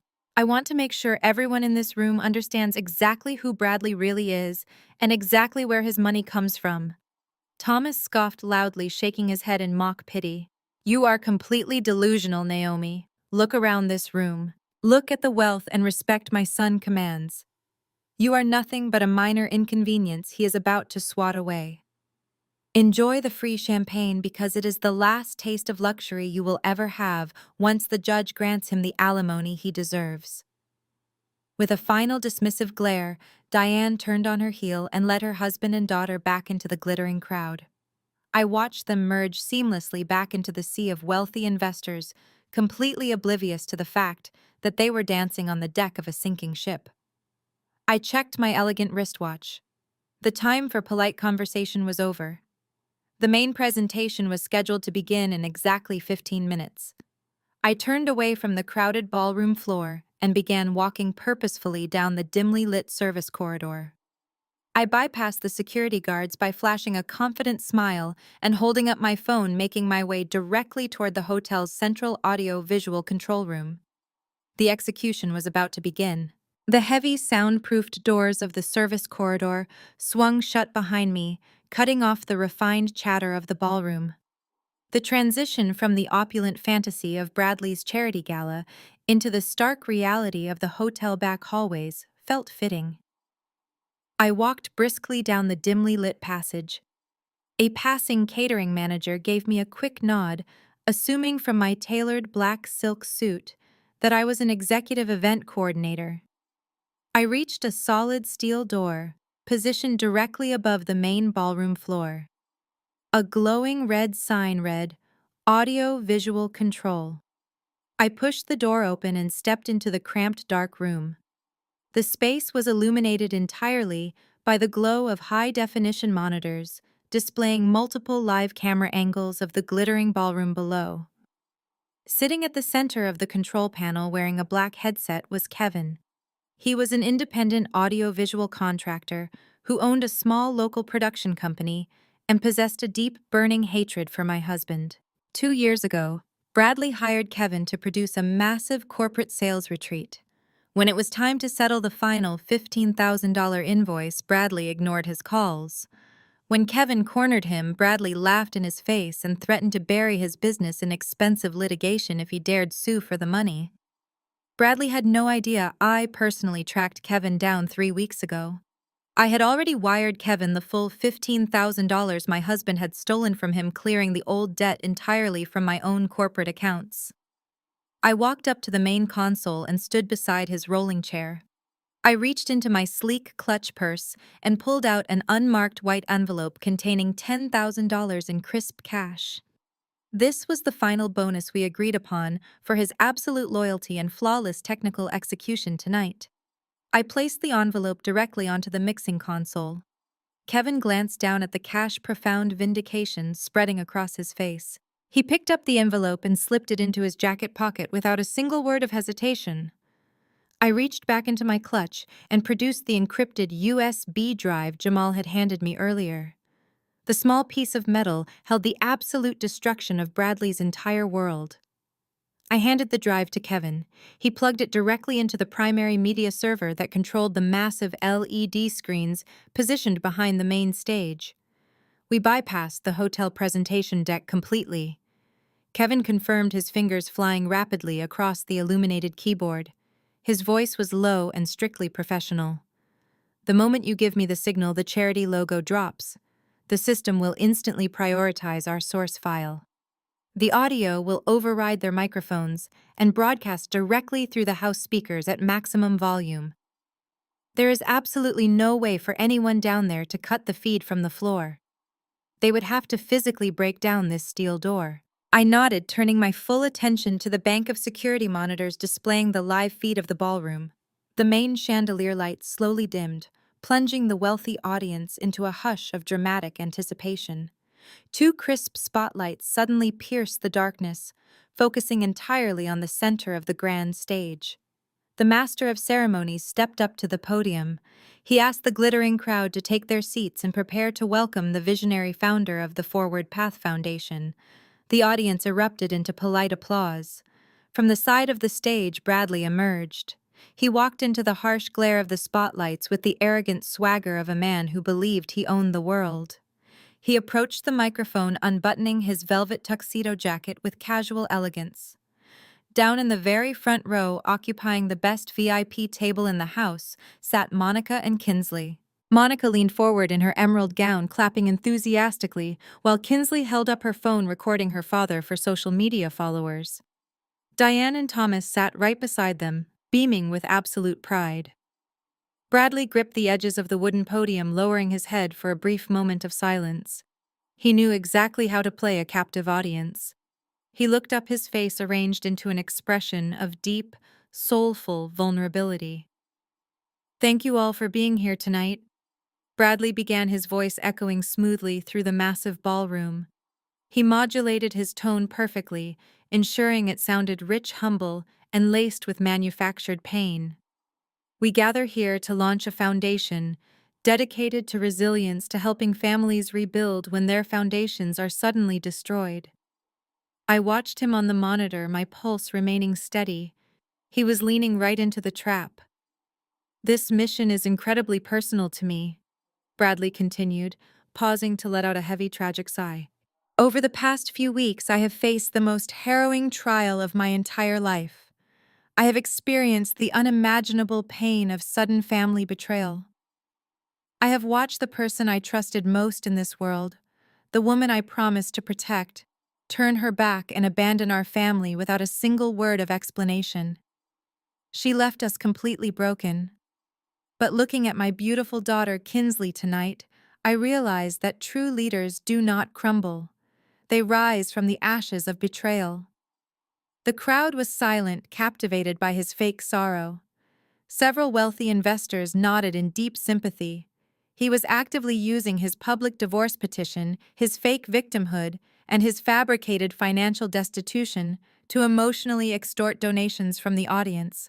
He was painting me as a heartless monster to fill his own empty pockets. I leaned down close to the main control panel, my eyes fixed firmly on the live feed of my husband standing on the stage. I looked at Kevin. The technician had his hand hovering directly over the main execution switch, his eyes locked on my face, waiting for the final command. "Cue the first slide," I ordered softly. Down on the stage, Bradley raised his hands, gesturing to the wealthy crowd with practiced sincerity. He spoke of building a sanctuary for broken families, of creating a trust funding fresh starts for those financially decimated by selfish spouses. It was a masterful, sickening performance. He looked directly at the VIP table, where a prominent real estate mogul sat, holding eye contact just long enough to seal the emotional manipulation. Therefore, he declared, his voice booming through the state-of-the-art sound system, "I am officially opening the Forward Path Foundation for seed investments. We are looking to raise $5 million tonight." Kevin pushed his hand down on the main console switch with a definitive heavy clack. Instantly, the soft, glowing charity logo behind Bradley vanished. The massive 40-foot LED screen went completely black for a fraction of a second before flashing blindingly white. A high-definition image appeared, towering over my husband. It was a scanned, certified legal document bearing the official seal of his mortgage lender. Across the top, stamped in massive, glaring red letters, was the word "foreclosure." The document clearly detailed that Bradley had defaulted on his $8,500 monthly mortgage, and the property was in active seizure status. A wave of confused murmurs rippled through the front rows. Bradley, completely unaware of what was being broadcast behind him, maintained his brave, tragic smile. He assumed the crowd was murmuring in sympathy for his cause. "Thank you for your continued support," he said smoothly into the microphone.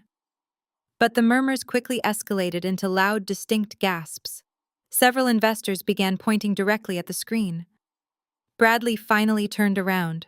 I watched the color drain entirely from his face on the control room monitor. His jaw went slack as he stared at the towering foreclosure notice.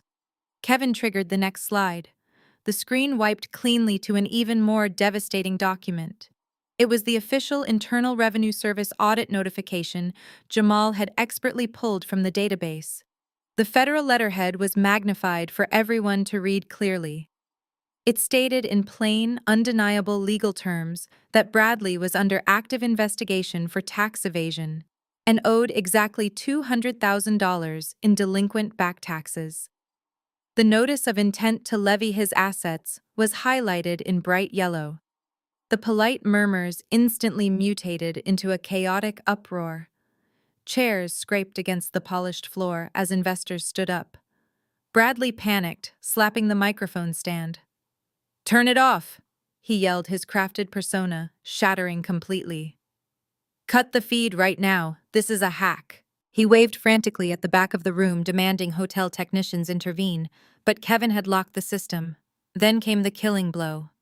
The IRS document vanished, replaced immediately by the crisp, high-definition hidden camera footage I had captured just yesterday in our living room. The visual was incredibly clear, showing Bradley sitting arrogantly on the leather sofa alongside Kinsley, but the audio was even better. It blasted through the premium concert speakers, echoing off the crystal chandeliers and filling every single corner of the massive ballroom.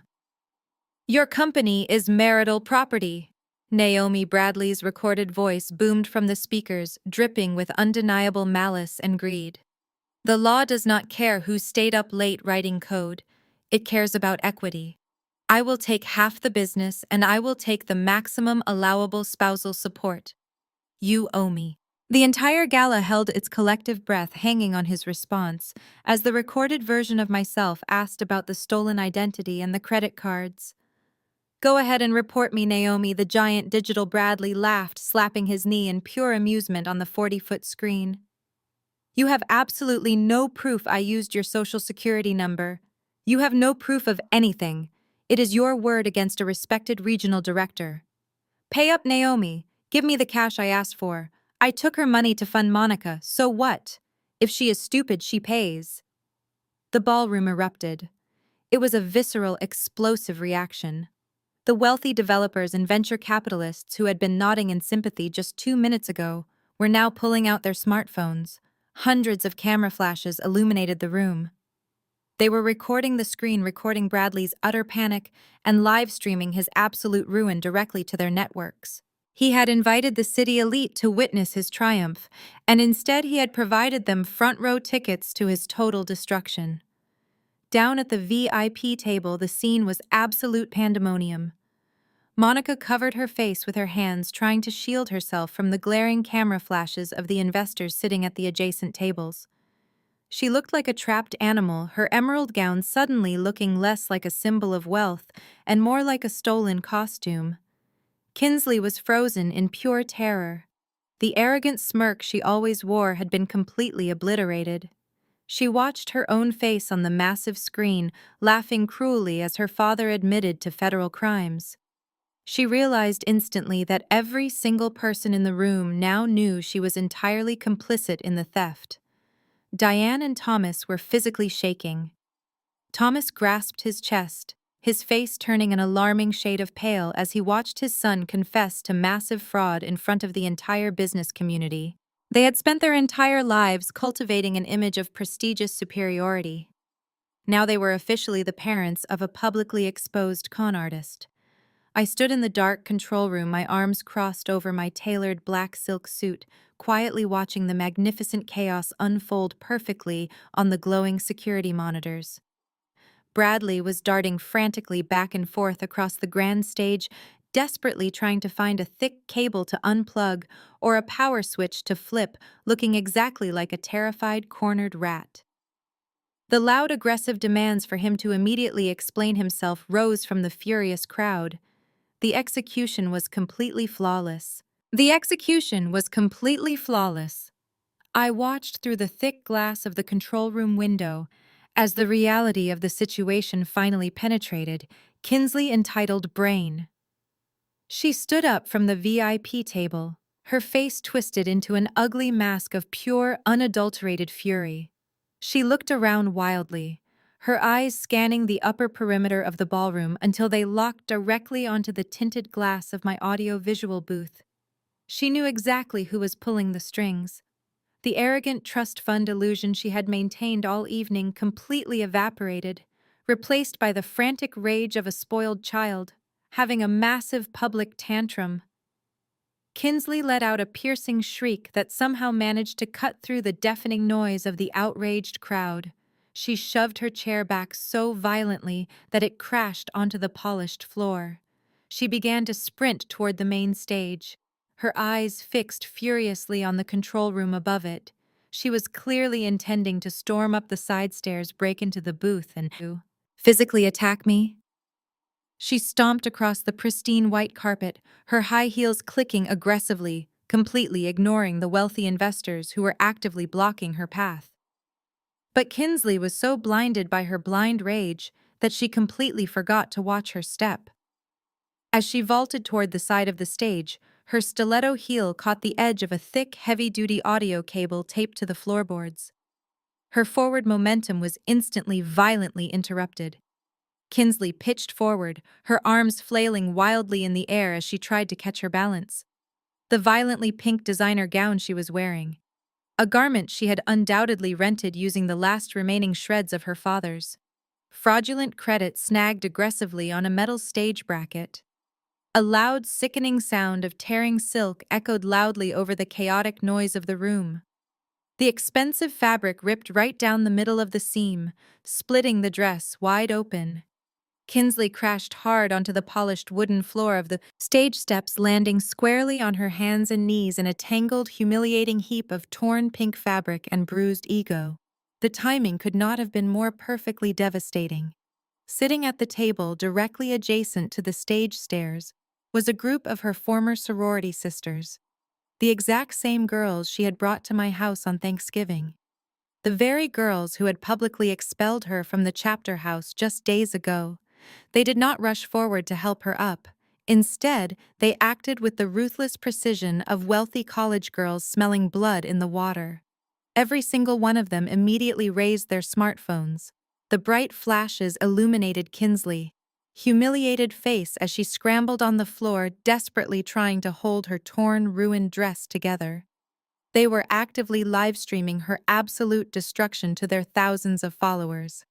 I could clearly see them laughing, pointing their cameras directly at her tear-streaked face, broadcasting the pathetic downfall of the girl who had once mercilessly bullied them.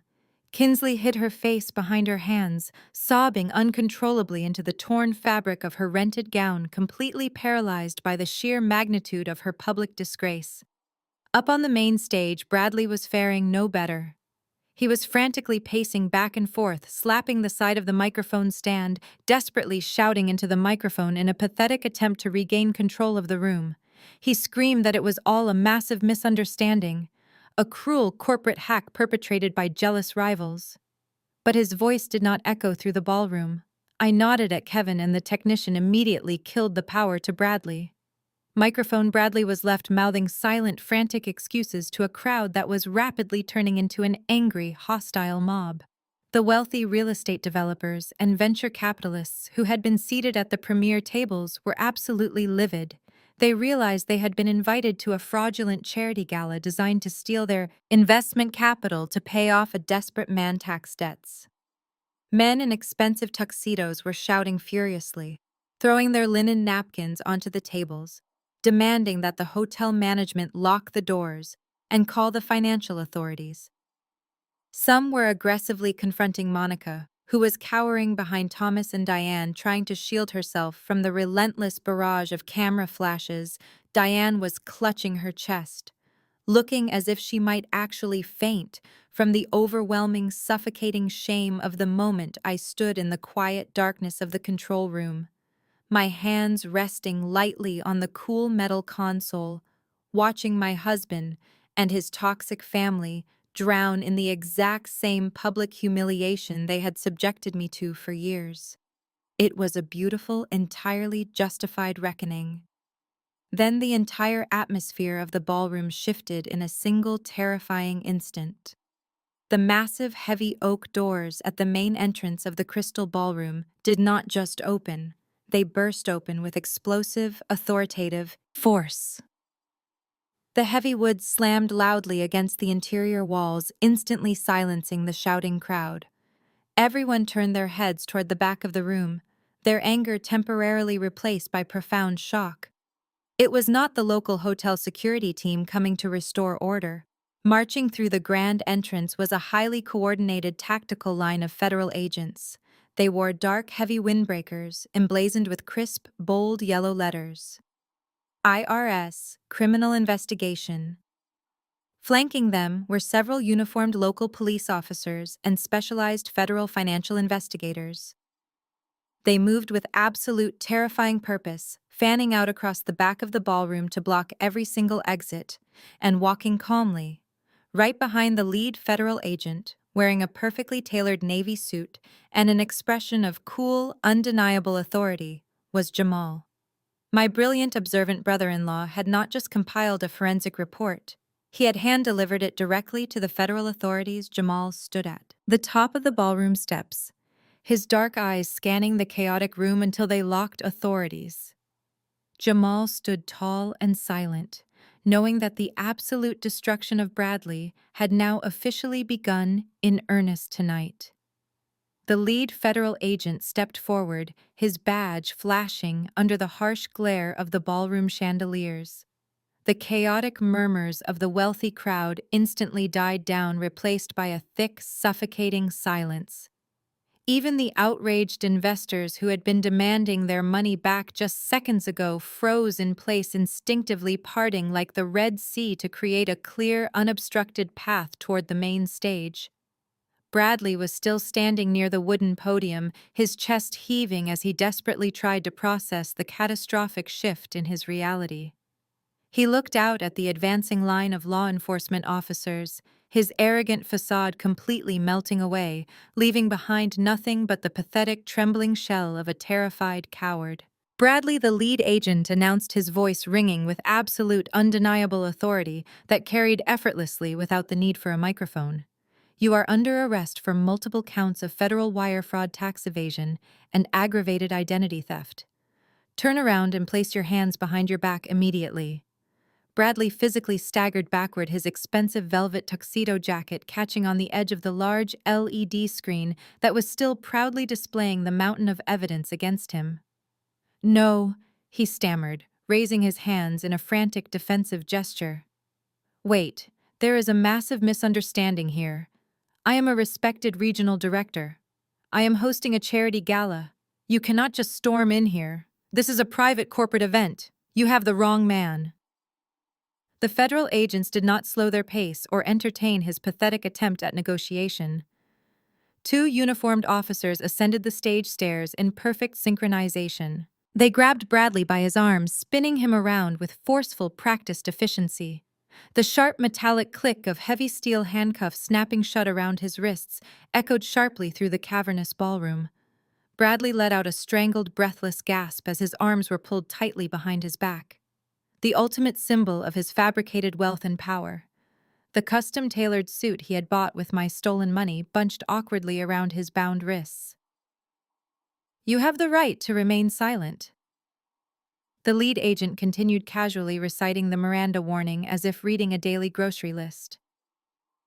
"Everything you say can and will be used against you in a federal court of law." Down on the ballroom floor, the reaction was completely devastating. Monica, who had been standing proudly by his side all evening, draped in diamonds and sequins, took several rapid steps backward. She aggressively bumped into a cocktail table, desperately trying to put as much physical distance between herself and her arrested ex-husband as humanly possible. She knew the federal agents would be looking closely at her brand-new custom home next, and her survival instincts had clearly overridden any lingering loyalty to the man who had funded her luxury lifestyle.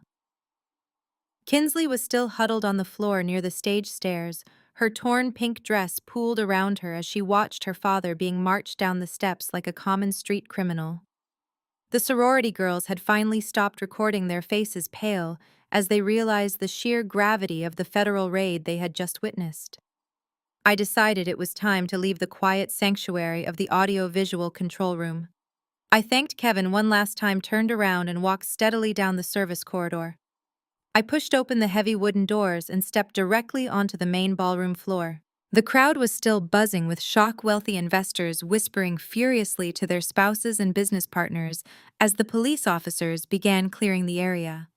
I walked with my head held high, my tailored black silk suit cutting a sharp, elegant silhouette against the chaotic backdrop of the ruined gala. It took less than 30 seconds for Diane to spot me.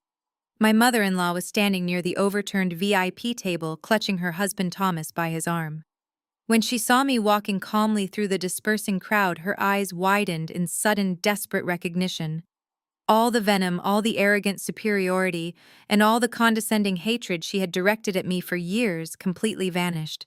She did not see me as the lazy, gold-digging wife anymore. She saw me as the only remaining lifeline in her rapidly collapsing universe. Diane released her grip on Thomas and practically sprinted across the ballroom floor toward me. Her expensive designer heels slipped slightly on the polished marble, but she caught her balance and threw herself into my personal space. Her face was streaked with running mascara, and her chest heaved with panicked, irregular breaths. Thomas hurried closely behind her, his face a terrifying shade of gray. Naomi, Diane gasped, reaching out and frantically grabbing the sleeve of my jacket. Naomi, you have to do something right now. You have to fix this. They are taking him away. They are putting my son in a police car. You have to call your bank immediately and tell them there has been a terrible mistake. I looked down at her hand clutching my sleeve, and then I looked directly into her panicked, bloodshot eyes. I did not move a single muscle.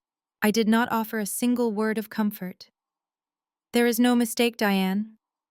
I stated, my voice perfectly level and devoid of any sympathy. Your son forged my signature on federal loan documents. He stole my identity. He embezzled money from my business accounts to buy his ex-wife a house.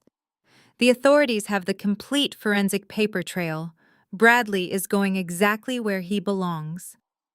Thomas stepped forward, his hands trembling violently as he tried to intervene. Naomi, please! Thomas begged, his voice cracking with unprecedented desperation. We had no idea he was doing any of this. We swear to you. We thought he was successful. But he is still your husband. You took vows. You cannot just let him rot in a federal holding cell. We spoke to one of the officers. They said his bail is going to be set at a minimum of $100,000, maybe more, because of the flight risk. We do not have that kind of liquid cash laying around. Our retirement accounts are tied up. You are the only one who can write a check that large tonight. You have to pay his bail, Naomi. You have to bring him home. I stared at the two of them, absolutely marveling at the staggering depth of their audacity. Less than an hour ago, they were standing in this exact same room, mocking me, threatening me, and gleefully predicting my total financial ruin. They had eagerly anticipated my destruction, fully supporting Bradley's malicious plan to take half of my design agency and force me into paying permanent spousal support. Now, because the harsh, unforgiving reality of the American justice system had shattered their delusions, they expected me to open my wallet and rescue the very man who had tried to destroy me. I gently but firmly peeled Diane's desperate fingers off the sleeve of my silk jacket. I smoothed the fabric down, taking a slow, deliberate breath. I looked at Diane, then at Thomas, ensuring they heard every single syllable of my response perfectly. I am just the maid, remember? I said, my voice dropping to a cold, razor-sharp whisper that cut through their frantic pleading like a knife. And maids do not have bail money for federal felons. I turned my back on them, leaving them standing entirely alone in the center of the ruined ballroom, and walked confidently toward the exit, breathing in the sweet, intoxicating air of absolute freedom. The ensuing 48 hours unfolded with the brutal, mechanical efficiency of the federal justice system. Bradley was denied bail. The presiding judge reviewed the staggering mountain of evidence Jamal and I had submitted, noted the nature of the forged home equity documents, and deemed my husband a flight risk. He traded his velvet tuxedo for an orange jumpsuit at the holding facility. The regional sales director was now just another federal inmate waiting for a lengthy trial he had no chance of winning. With Bradley locked behind iron bars, the financial dam he had desperately constructed instantly broke wide open. I had already severed the automated payment systems linking my corporate agency to his domestic obligations. The mortgage lender, alerted by the fraudulent application Bradley had submitted using my stolen Social Security number, wasted zero time protecting their assets. The bank triggered the hidden foreclosure clause. Bradley had already been delinquent for months before I bailed him out. Now, with the fraud exposed and payments halted, the bank moved to reclaim the sprawling suburban property with unforgiving speed. I sat in my downtown penthouse sipping espresso and reviewing the legal updates my corporate attorney forwarded to my encrypted tablet. Eviction notices were swiftly plastered to the front door of the suburban house. Monica and Kinsley were still inside, clinging to the fading illusion of their stolen wealth. According to the updates Jamal shared with me, they had completely ignored the initial bank warnings. They believed Bradley would somehow manifest a legal maneuver from his holding cell and restore their cash flow. They were incapable of comprehending that the endless fountain of my money had permanently dried up. They assumed their opulent lifestyle would somehow continue uninterrupted. By the time Friday morning arrived, the reality of their situation finally crashed down upon them. I decided to take a detour during my morning commute to witness the ultimate conclusion of their greed. I parked my black SUV discreetly at the end of the cul-de-sac, keeping my tinted windows rolled up. The morning air was still framing the chaotic scene unfolding on the expansive front lawn. Two county sheriff vehicles were parked in the driveway, their red and blue lights flashing against the backdrop. 4 deputies stood on the front porch, strictly enforcing the eviction order. The heavy front door was propped wide open. Kinsley and Monica were being escorted out of the house they had claimed as their own. They were not allowed to gather the furniture I had purchased because the bank owned everything. They were only permitted to carry out whatever personal items they could fit into a few designer suitcases they hurriedly packed. Kinsley stumbled down the brick steps, her face blotchy and red from crying. She was dragging a suitcase behind her, the wheels struggling against the pavement. She looked disheveled, arguing with a deputy who refused to let her run back inside to grab a jewelry box. Monica trailed behind her daughter, clutching a leather handbag to her chest. Monica looked terrified, her eyes darting nervously toward the neighboring houses, hoping no one was watching her humiliating exit. The spectacle was far from over. Just as Kinsley and Monica reached the edge of the sidewalk, trying to figure out how to transport their luggage without a moving van, the grinding sound of diesel engines echoed down the quiet street.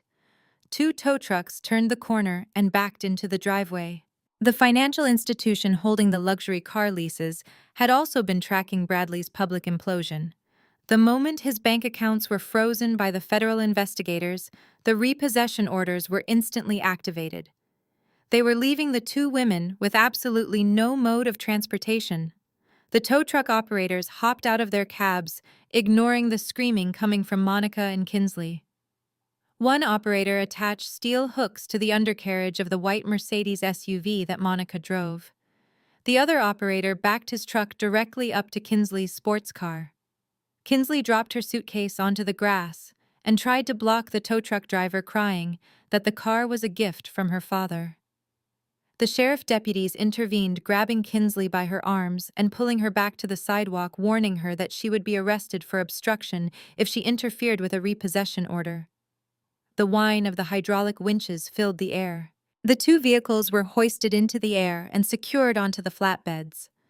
Monica and Kinsley stood helpless on the curb, surrounded by their luggage, watching their cars being towed away down the street.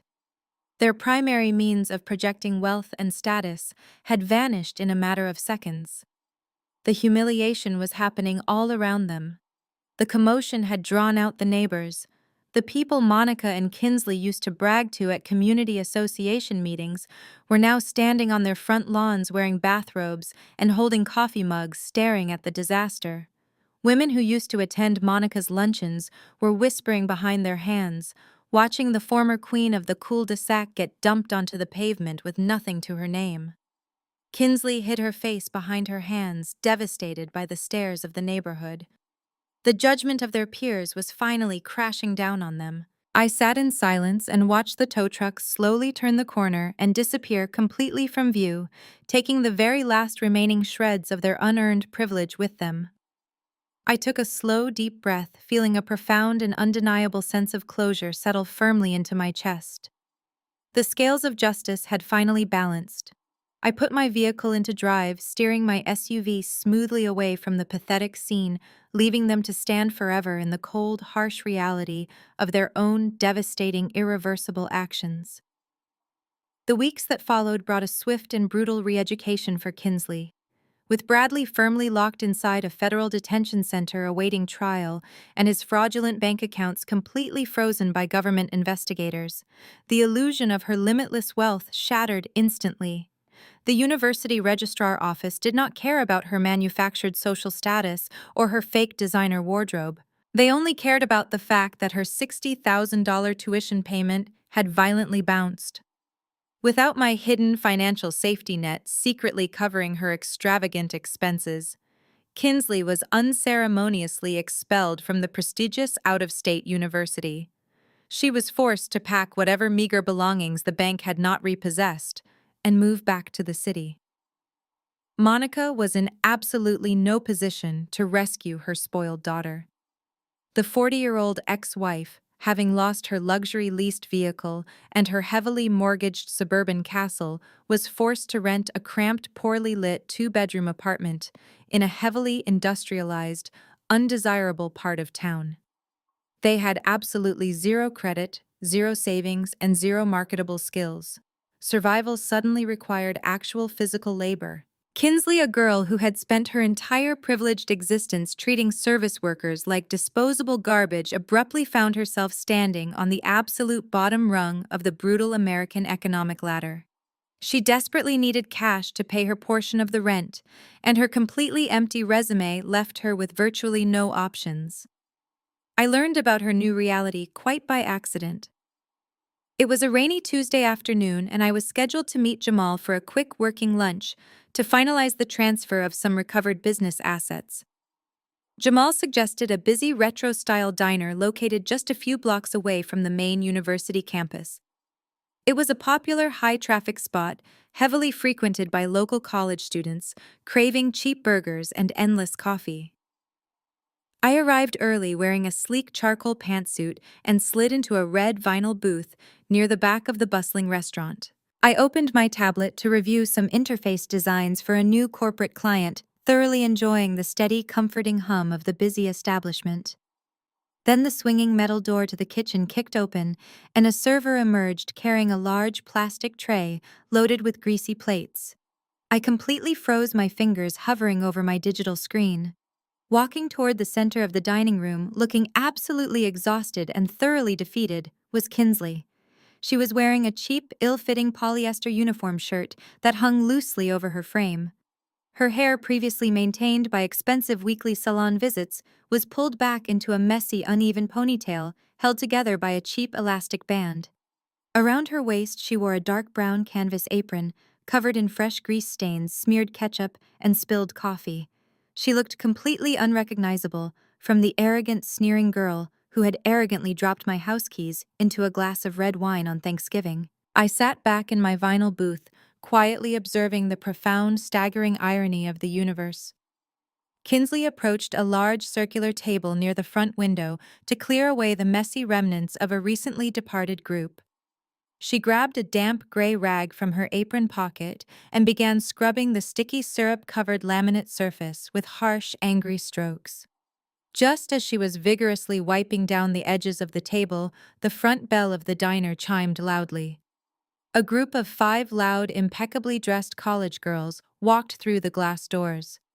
They were wearing expensive matching jackets, prominently displaying the Greek letters of the exact same elite sorority that had publicly expelled Kinsley just a few short weeks ago. Kinsley froze, the dirty rag clutched tightly in her hand. She stared at her former sisters, her face draining of all color. These were the very girls she used to rule over with an iron fist.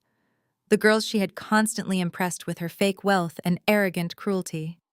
The sorority sisters stopped laughing the moment they spotted her standing there. A thick, intensely uncomfortable silence fell over the front section of the diner. The lead girl, the same one who had stood in my dining room and gasped when Kinsley ruined my custom rug, stepped forward. She looked Kinsley up and down, taking in the stained uniform, the messy hair, and the dirty rag. A slow, highly calculated, and incredibly cruel smirk spread across the sorority girl face. "Oh my God," the lead girl announced, her voice pitched perfectly to ensure maximum humiliation. "Look who is working here now. I guess the trust fund finally ran dry completely." The other girls erupted into sharp, mocking laughter. They pulled out their expensive smartphones and blatantly began snapping photographs of Kinsley in her greasy apron. Kinsley dropped her gaze to the floor, her shoulders trembling violently as hot tears of absolute shame spilled down her cheeks. She was utterly trapped. She could not scream at them. She could not throw a tantrum. She could not storm out. If she walked out of the diner, she would lose her minimum wage job, and she would not be able to pay her rent. She had to stand there and silently absorb every single ounce of their vicious, highly public mockery. "Hey, Kinsley," another girl shouted, waving a perfectly manicured hand in the air. "Can you bring us 5 diet sodas and some extra napkins? Make sure you wipe our booth down first. It looks really sticky." Kinsley swallowed hard, her face burning with profound humiliation. She nodded silently, gripping her dirty rag, and shuffled over to their booth to begin cleaning up the crumbs. She had literally undeniably become the maid. I watched the entire scene unfold from the quiet safety of my back booth. I did not feel a single drop of pity for her. She was experiencing the exact brutal reality she had so casually inflicted upon me. The universe had simply handed her a mirror, forcing her to look at her own ugly reflection. I quietly closed my encrypted tablet and slid it into my leather briefcase. Just as I zipped it shut, Jamal walked through the diner doors. He spotted me in the back booth and navigated through the crowded restaurant, passing right by Kinsley. She was too busy scrubbing spilled soda off a nearby table, her face burning red under the harsh fluorescent lights, to even notice him. Jamal slid into the booth across from me, a sleek manila envelope in his hand. He glanced over his shoulder at the miserable teenager in the stained apron, then looked back at me with a quiet, knowing nod. We did not need to exchange a single word about her. Her brutal reality spoke entirely for itself. "It is done," Jamal announced, his deep voice carrying a profound sense of finality. "The judge signed the final decree this morning. You are officially divorced, Naomi." I opened the envelope and pulled out the crisp legal documents. Reading through the judge and his final rulings felt like breathing pure oxygen after years of suffocating underwater. The family court had shown absolutely zero mercy to my ex-husband. Because Bradley was currently sitting in a federal penitentiary awaiting trial for wire fraud, tax evasion, and aggravated identity theft, his aggressive demands for emergency spousal support had been entirely laughed out of the courtroom. The judge had reviewed the overwhelming forensic evidence Jamal had meticulously compiled. The fraudulent home equity line of credit, the secret transfers to Monica, and the stolen Social Security numbers were impossible to defend. As a direct result of his massive financial crimes, the court awarded me 100% ownership of my design agency. Bradley was legally barred from ever claiming a single cent of my business revenue, my personal investments, or my retirement accounts. The financial parasite had been completely and permanently severed from my life. He was facing decades in federal prison while I was walking away with my entire empire fully intact. I signed the acknowledgement forms, my signature, sharp and definitive. I handed the paperwork back to Jamal, feeling an incredible surge of relief and ambition. Jamal put the documents away and leaned forward, resting his forearms on the table. Now that the past is officially buried, Jamal said, a fierce entrepreneurial spark lighting up his dark eyes, we can finally focus entirely on the future. I brought the incorporation documents for our new joint venture. I smiled, pulling my tablet back out. For the past 2 months, Jamal and I had been quietly developing a revolutionary business model. My brutal experience with Bradley had exposed a massive vulnerability that countless successful women faced. Financial abuse was a silent, devastating epidemic, often hidden behind the closed doors of wealthy suburbs and country clubs. We decided to combine our respective superpowers to combat it. Using my expertise in building seamless, highly secure digital platforms and his unparalleled skills in forensic accounting, we were launching a specialized financial consulting firm. Our new company would provide bulletproof asset protection, comprehensive background audits, and aggressive financial untangling services specifically designed for women navigating high-stakes divorces and financial abuse. We were going to build an impenetrable digital fortress for women who refuse to be victims. We spent the next hour over lunch finalizing our marketing strategy, completely ignoring the miserable girl wiping tables just a few feet away from us. We were building an empire, and she was entirely irrelevant. 6 months later, the bitter winter had thawed into a bright, crisp spring morning.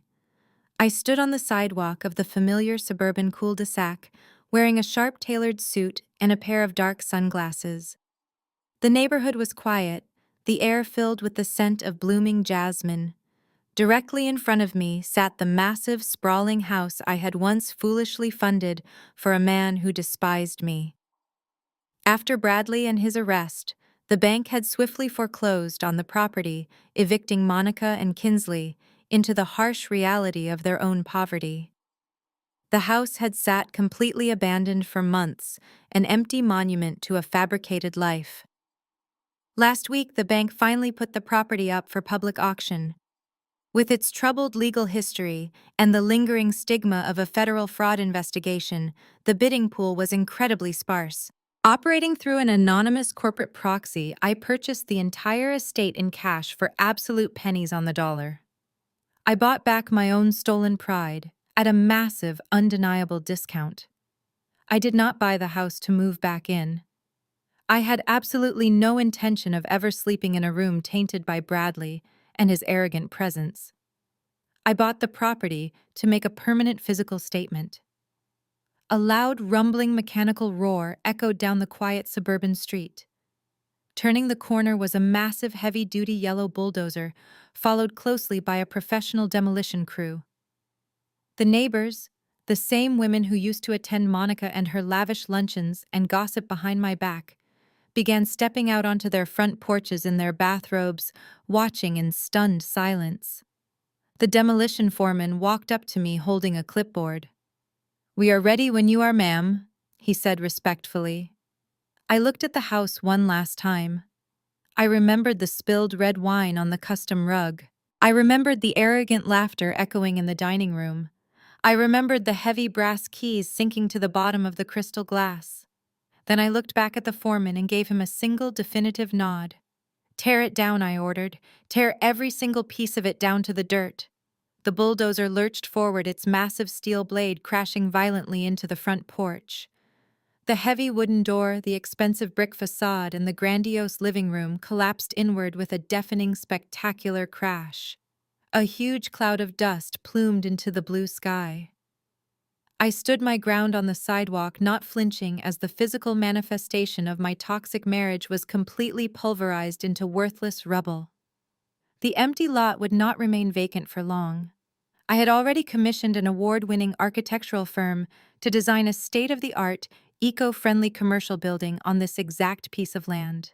This ground was going to become the brand-new, highly secure headquarters for my expanding UX/UI design agency and my new financial consulting partnership with Jamal. I was paving over the ashes of my betrayal to build a monument to my absolute resilience. I stood on the edge of the lot, watching the heavy machinery clear away the debris. I was victorious. I was fiercely independent. I was entirely untouchable. Have you ever had your kindness trampled on by the people you trusted the most? Have you ever had to rebuild your entire life from the ground up after a devastating betrayal? Remember, the greatest revenge is not anger or bitter resentment. The ultimate revenge is unparalleled, undeniable success, and letting the harsh reality of the law handle the rest. Stand your ground, protect your assets, and never let anyone make you feel like a guest in your own life. Share your own stories of overcoming toxic relationships in the comments below, and do not forget to like and subscribe if you believe in taking your power back. One of the most profound lessons derived from these narratives is that shared biology does not automatically equate to genuine, unconditional family love. Across these accounts, individuals faced devastating betrayals from the very people who were supposed to protect and nurture them. Whether it was parents refusing to fund a grandson's life-saving medical treatment, while simultaneously spending $230,000 on a lavish wedding, or a mother callously abandoning her 15-year-old daughter at an airport to prioritize a vacation with her new husband, the protagonists endured profound emotional trauma. However, their journeys clearly illustrate that toxic family dynamics, built on conditional approval and manipulation, do not have to dictate a person's future. The ultimate realization for these individuals was that setting uncompromising, firm boundaries is not an act of malice, but an absolute necessity for self-preservation and personal healing. When they finally stopped seeking validation from relatives who repeatedly undermined and exploited them, they unlocked the freedom to build authentic, thriving lives on their own terms. They found remarkable success, inner peace, and entirely new support systems, proving that a true family is comprised of people who consistently show up during the darkest times, offering their support without hidden agendas or conditions. Healing truly begins when one accepts that it is entirely acceptable to walk away from toxicity, reclaim their own narrative, and redefine what it means to be valued. By prioritizing self-respect over misplaced familial obligation, it is possible to transform deep pain into the foundation of an empowered, independent life. If you have ever had to distance yourself from toxic relatives to protect your peace, please share your story and how you set healthy boundaries in the comments below.